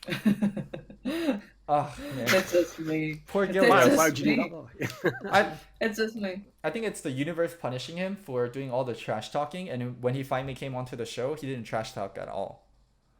And it's the universe. Yeah, exactly. punishing He him. reverse cursed himself because he, the only thing that was working for him was talking shit, and then he tried not to talk shit. Well, there you go. That's what happens. Yeah. Never go against your natural instincts. Like you do think I don't come on the show sometimes, Loco, and think, you know what? That Loco guy's all right. We have sort of like a fake Tsundere, Naruto, Sakura type relationship. We pretend not to like each other, but maybe we do. Maybe I should give him a break. But then I just think to myself, no, that would be untrue to who I am as a person. The horse that got me this far was wrecking everyone on shows, telling everyone this shit. So let's be true to who I am and express my human potential to tell everyone else in the world how bad they are at their Be job. yourself. I do think in all the comments, if our episode's a little bit tame, they're like, guys, that was a great show. I love all the analytical content, but where was Thorin flaming Loco? I missed that part. Okay. There is one subject that I really, really wanted to talk about in any kind of LCK show in general. Because I tend to fixate myself on like a certain question or a narrative and really explore it. And my question was, Griffin seems very dominating in LCK at the moment. Like almost we're going back to the start. And Sandbox is second place, but yeah, there is a big gap between Sandbox and Griffin. Yeah, and it very looks like they're gonna make the MSI. But is it happening because Griffin? Is it happening because Griffin is so good, or is it happening because the rest of the LCK is doing bad? This is actually, funnily enough, because I saw Monty actually retweeted this exact comment. This is a famous concept I set up years ago on Summoning Insight. And the joke was it was called the Jat Dilemma. And the joke was if you didn't watch Europe, for example, that this is not like Jat specifically did it, but just generally any analysts who didn't watch Europe in LCS very much, to downplay Europe as a region because they were from NA. If Europe was ever very, very close in results, they'd just go like, there's not really any top teams there. They're all kind of like in the mix. And then if one team was dominating, so you think logically, well, if they just criticize me like that, they've got to say this. We must be good now. We've got one team that's 18-0. They would go, yeah, but if you're 18-0, how good could the league really be? And it's like, well, we can't win. So, basically, what you're setting up here actually is Griffin actually potentially the best team in the world, or are they a very good team and most of the LCK sucks, right? Exactly, yeah. And that question will not be answered until MSI, especially because Griffin has never been to an international tournament before. We have nothing to compare to. And yes, how do you think that Griffin is gonna fare against top LPL names such as Invictus Gaming and Funflux Phoenix, who look like the two strongest LPL teams at the moment? So there's a lot of comparison and a lot of talks about Griffin being the best team ever in LCK, and I think that is a lot I think that's a lot of recency bias. I think SKT in 2015, 2013, or even 2016 are the best team ever. Like SKT won a season without dropping a single game before. Griffin already failed to do that. Griffin can't say that. It's different times. We can talk about Griffin has to play a lot more games, but the amount of power and the amount of force and the amount of gap there was between SKT and the rest of the league, and right now between Griffin and the rest of the league, is still smaller. So I don't even think Griffin's the best team Korea's ever had. And another thing is the Korea, LCK and LPL are much closer in strength, and it might be even LPL stronger than LCK now. So, I think overall it probably is. So it's hard to say how well Griffin will do, and it is something exciting to think about, but I think it is a lot of recency bias to say Griffin is the best team in the world, Griffin is the strongest team we've ever had in LCK, it's the strongest team we've ever had in the world. I think that title goes to SKT, and they are definitely not going to surpass SKT. I think we should celebrate the greatness of Griffin and what they're accomplishing this year for Korea, especially compared to last year. But we shouldn't get too carried away and say they're the best team ever from Korea, they're the best team in the world. As you said, they need to go to international tournaments, and to even be the best team ever from Korea, they need to surpass what SKT has done, and they haven't even gotten close to doing that. They don't even have a single championship. They don't have a single championship. Exactly. It's like, I like Griffin, and Griffin is a cool story to follow because it's a team made out of 5 rookies who just smashed straight into the LCK, and a lot of the players in the team is quite likable, like especially Chobi, like with like a cute little face, and 100 KDA. But I like even if the statement, are they the best team in the world right now, I have to put a question mark there. I think it's a 50-50 for me there right now.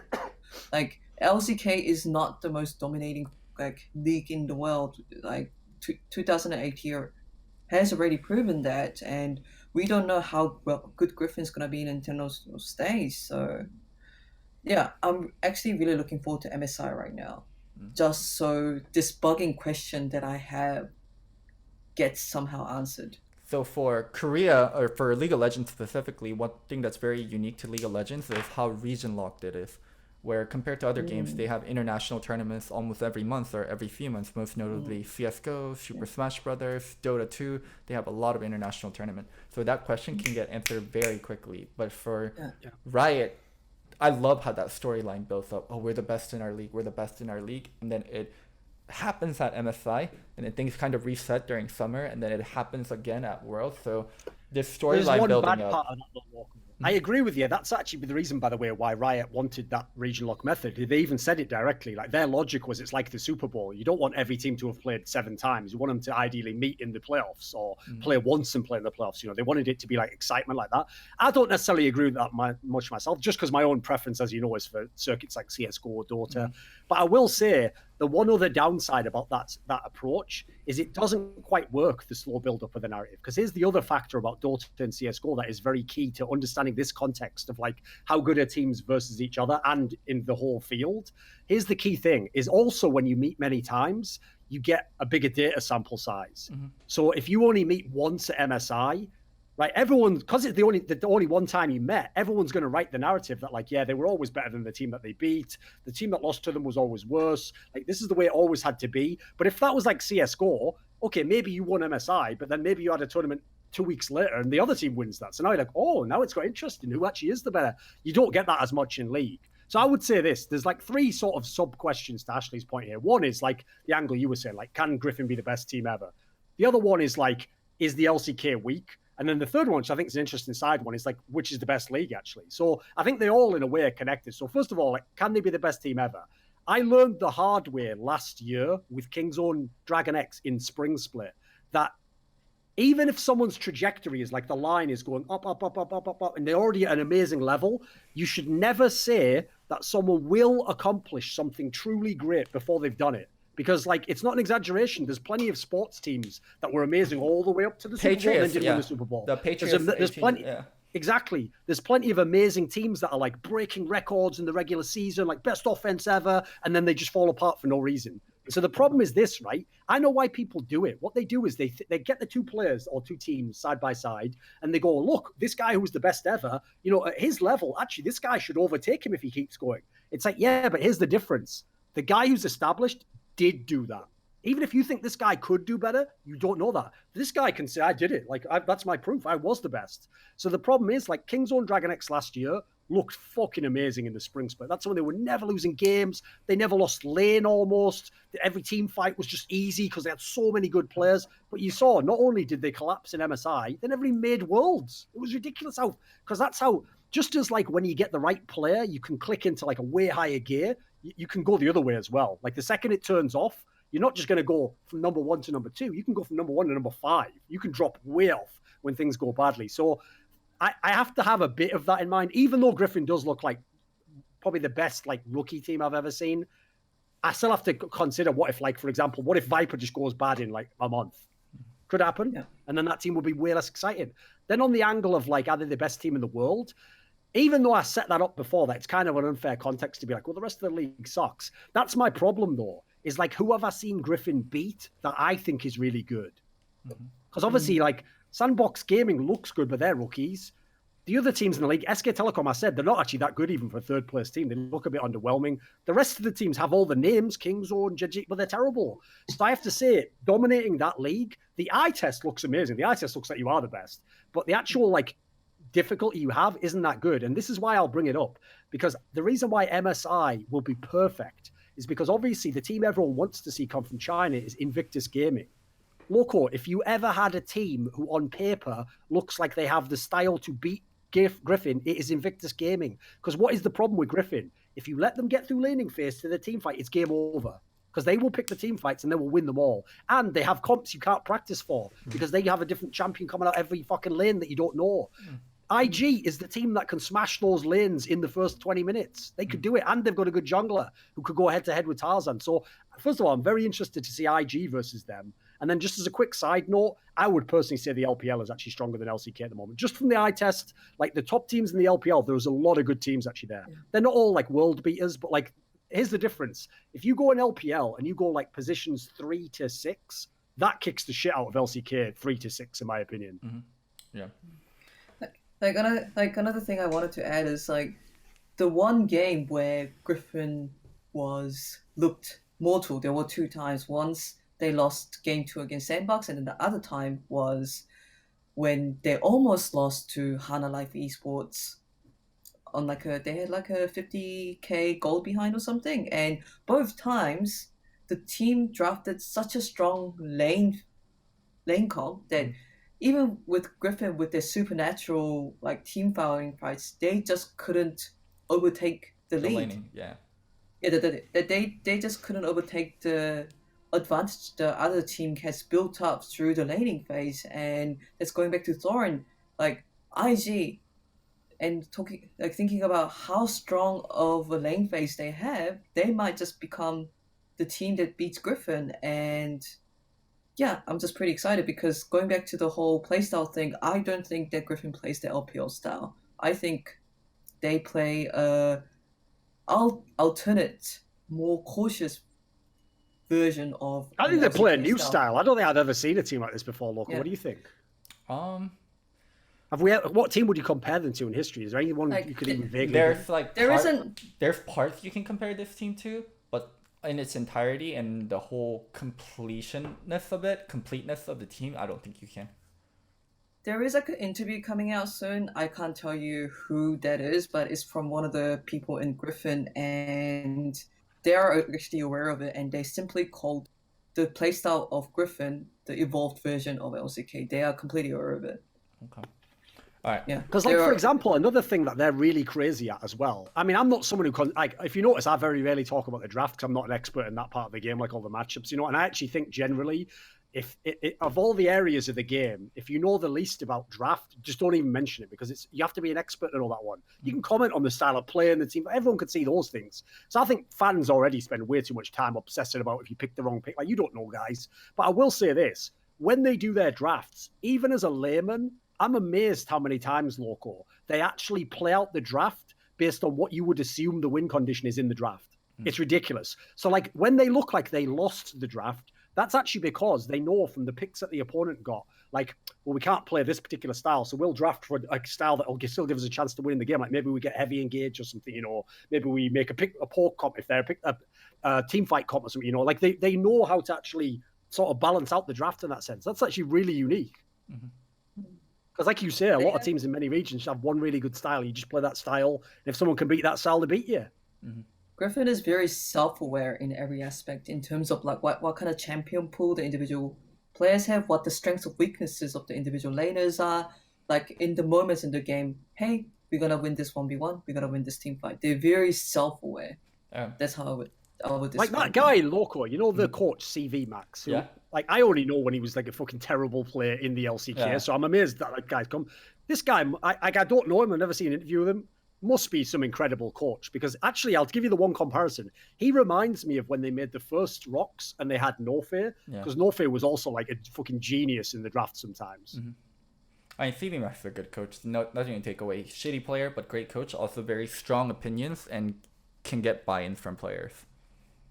Okay. So basically, just like you, right up until the last part. Yeah, that's the part I've been working on the most. If I ever do go back to coaching, I think jokes aside, Loco, like, I actually think, for real, if you had to acknowledge your biggest weakness as a coach, wasn't the coaching and managing the team and the player, it was literally just things like getting a star player so that, like, they don't just argue with you, so that they're on board doing what you want, right?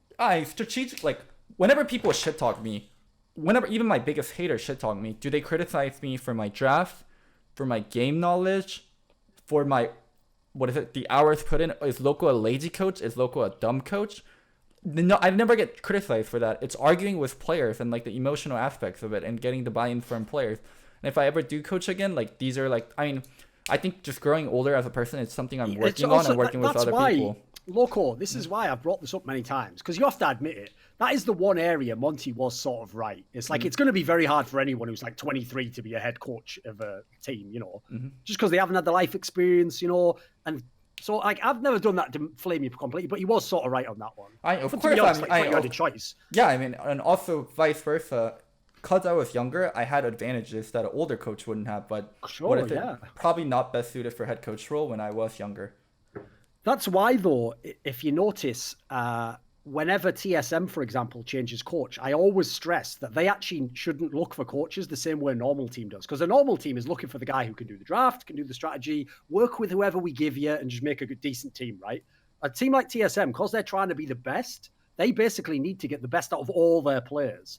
And that is actually a very, very different skill set to what most coaches have. That's why even in traditional sports where, you know, coaches are paid millions of dollars, there are the people like you're talking about, like the Phil Jackson type people, where their whole specialty is like, I can work with the superstar player in a way no one else can. Like someone else might be better than me with like the worst player in the league and make him manageable, but I can get the superstar to buy into my system. I think and as everyone who's ever been a coach knows, it's really hard to make a superstar do what he doesn't want to do. I think it's kind of like Luke Walton with Lakers and LeBron right now. I think Luke Walton is a decent coach, but he can't get LeBron's buy-in, and he's not Magic's coach, and he's not LeBron's coach. He's going to get fired by LeBron, basically. Like that's what's going to happen in that team. That's a good analogy. And by the way, part of the other factor that makes it a bit unfair, though, is aside from people who are just incredibly charismatic, and that's how they get you on board, the other secret to doing that as well is winning a lot of championships. Like Homer doesn't seem like that charismatic a guy, but if you play on his team, you know how many championships he's won. So if he tells you something, you're going to assume I'm probably wrong.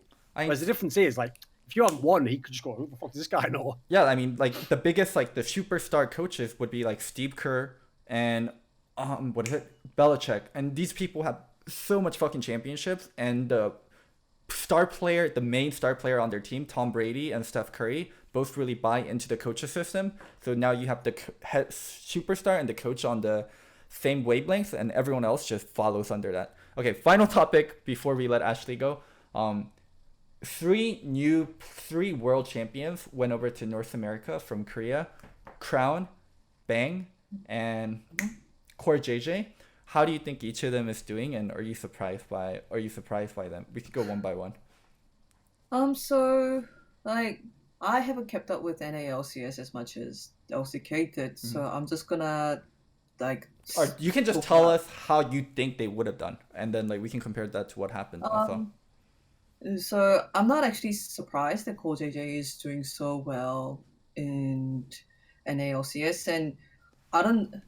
Maybe like I think Loco, your assumption was he got kicked out of Genji, but maybe it was his own violation to move to NA and try different experiences. But I always thought he was a good personality, like who could meld into any AD carry as well as a great support. I think he was one of the top 2 players in the Genji roster last year. That's my personal thing. So not surprised at all that Core JJ is doing super well in Team Liquid. He already had good English from his previous NA experience. There you go. It sounds like Bang is still taking time to meld into 100 Thieves, and they're still trying to get their teamwork together. Like, based on what I heard and little bits of matches I've watched, I think that Bang can definitely step up, and like NA is a great environment for him. However, it's all to do with he's come from such an intense environment of SKT where, you know, it was really intense. Everyone was working super hard, and now he's going to like a Sunshine and LA. So how Bang copes with that transition, and Crown seems to be doing well, and I'm really happy for him. That's how I'm gonna say it. So I was a bit scared that, like, you know, Crown was like the super hardworking player in LCK, and when he came to NA, he was gonna just let go. But apparently, Optin Gaming has been doing really well playing around Crown. So Loco, I've got a veto I want to do. What? which is this. Since we're going to talk about those players anyway on all the Yeah. LCS episodes, we've done it in the past anyway. And like she says, she hasn't watched LCS that much. So why don't we swap it up and do this? Okay. Here's what we'll do: is the last topic, okay? 2 questions, and we'll do them one at a time. Okay. So first question is I gonna like be, who how you made her answer first, and then you're vetoing, and then you're going with a new question. Well, to be fair, I also did. I'll just let you behind the curtain here. I did notice as well. It doesn't work very well if you interrupt Ashley because she's in like a train of thought. So some people aren't as good at picking back up against. I tried not to do it on that one, but anyway, just being polite. A lot of people don't know that. I hide my politeness. Not like you guys. Like, oh look, I'm doing a great thing. It's like, no, I'm a fucking legend and a hero. I know that, but as well, I pretend to be an arsehole on TV. But that's how I make my money. But anyway, here's the question, Ashley. If you had to vote today, who would you make the MVP of LCK? Who would you make personally? MVP of LCK, like Tarzan, Why? because he is the like yes the if I had to pick it, Griffin is the strongest team in LCK at the moment, and yes, it is that whole team is like a seamless moving machine, but I think the core of it is still Tarzan. Yeah. Who do you pick, Loco? I'm with Ashley. I also would agree with Tarzan. So I think the big two are Tarzan and Chobi. And I asked myself this question: if I took Tarzan away from Griffin and replaced him with an average player, if I took Chobi away from Griffin and replaced him with the average player, what would happen to Griffin? If Griffin had an average mid laner, I think they can still be first. Probably not be as dominant, but I think they can still be first. They might drop some games. If Griffin had an average jungler and not Tarzan, they would be vulnerable to invades. They would be more vulnerable in early game. And one of the reasons why Griffin is so good at team fighting is they're always the ones engaging first. And a lot of that comes from Sword and Tarzan. So I think what Tarzan brings to Griffin is very unique and no one else but Tarzan can bring. And he's just super complete as a player, and he helps them in laning, he helps them in team fight. And also when your jungler is that good, it's so much easier on the laners.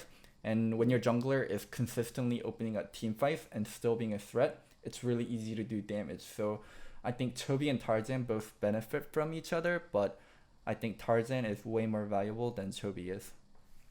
Yeah. Okay. Tarzan Actually, almost seems yeah.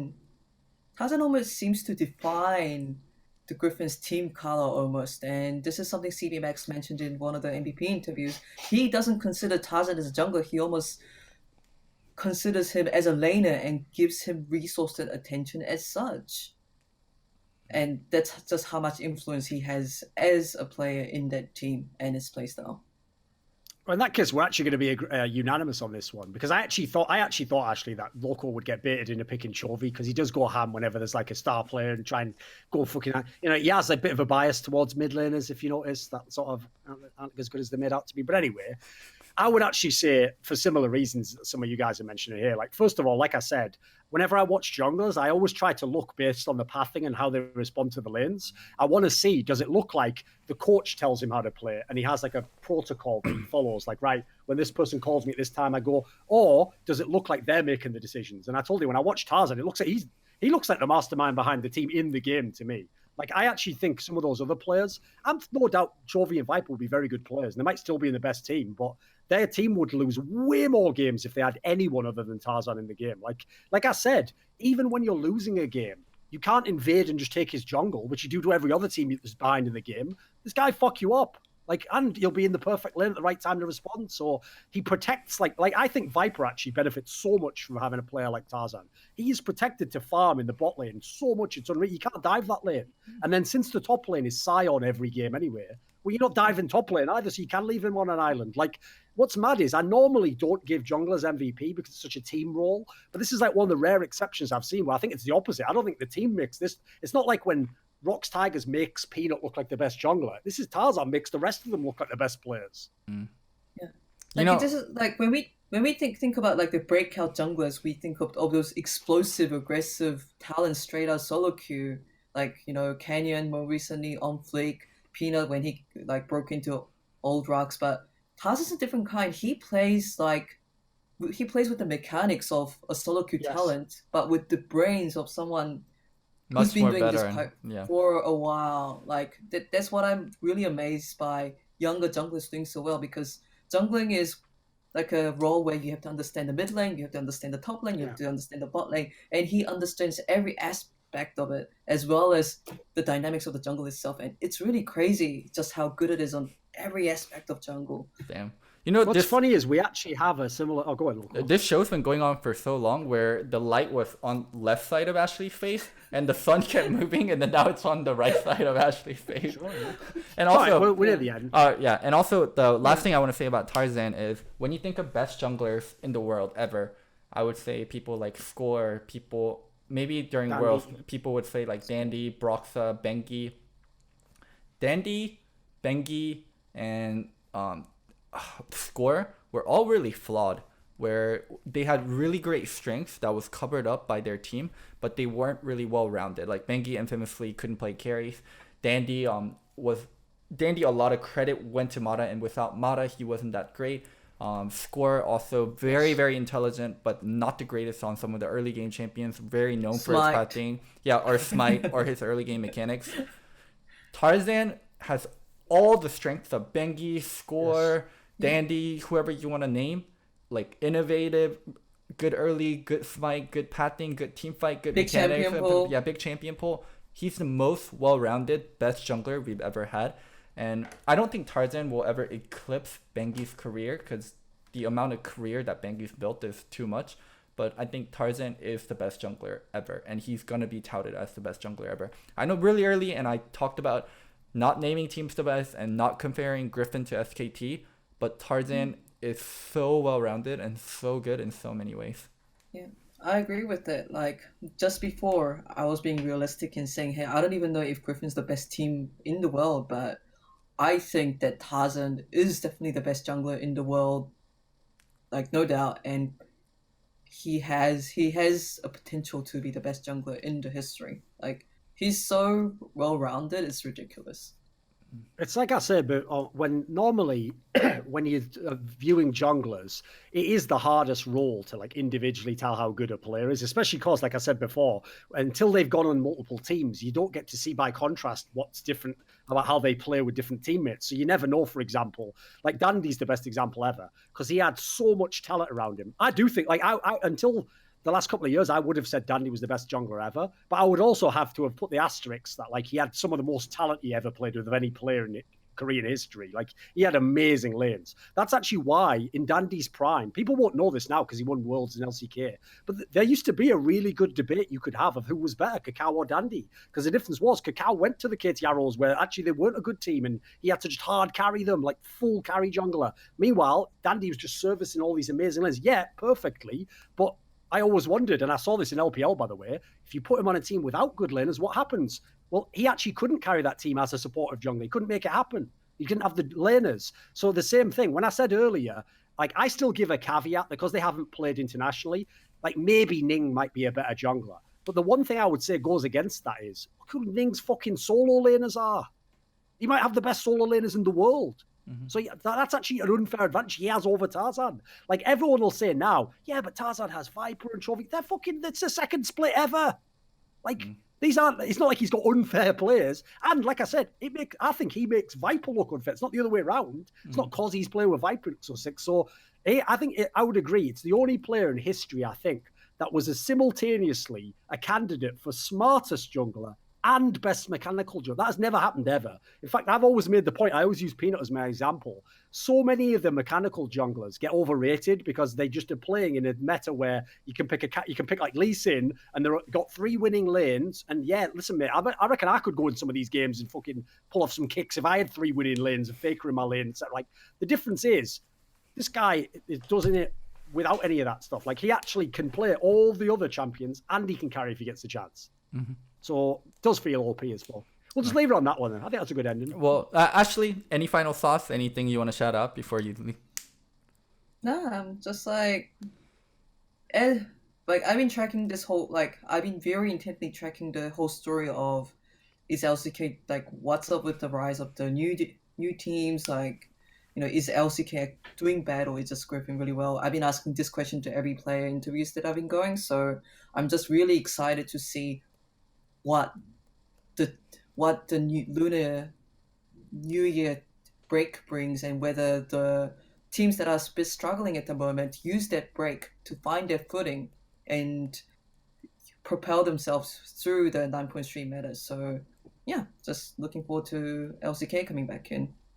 And The I'm thing gonna is, I don't think, like, you don't have to give up hope for LCK. Like, anyone who's worried because of Worlds and then this, what we just discussed now about the LCK not looking that sick, like, the reason why you shouldn't give up hope is, first of all, even though they haven't done franchising in Korea, this actually was similar to when they brought franchising in the other regions, where all the rosters changed pretty much. So that immediately is going to make a bunch of the teams worse, because you have no pre-existing chemistry. You don't have, like, 3 players who played together before and were one of the best teams.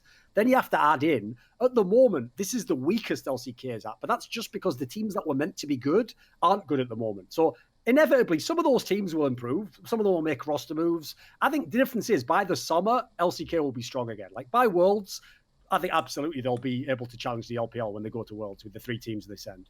Mm-hmm. So don't give up yet, people. Because I'm Korean, we won the best in the world. The problem is I don't see race, so I just thought, I didn't even know you were a woman until now. So yeah. But yeah, I'll be doing LCK coverages throughout the year.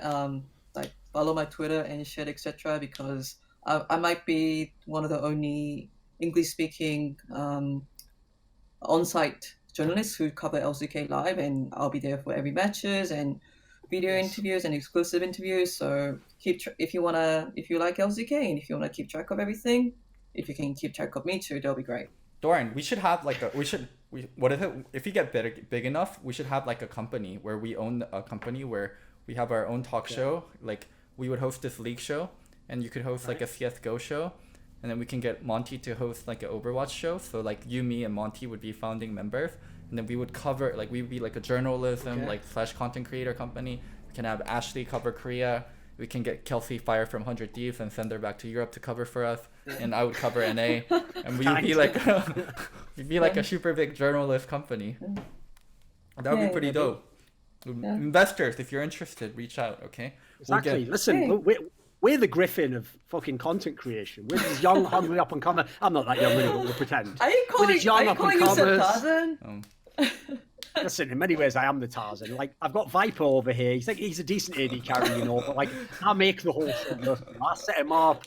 I give him space at times. I help the guest. Every now and then, though, the only downside is, unlike a league team, sometimes I do help the guest 2-on-1, Loco. So that never happens in league games. You can't help the opponent unless you cause in Kingzone DragonX.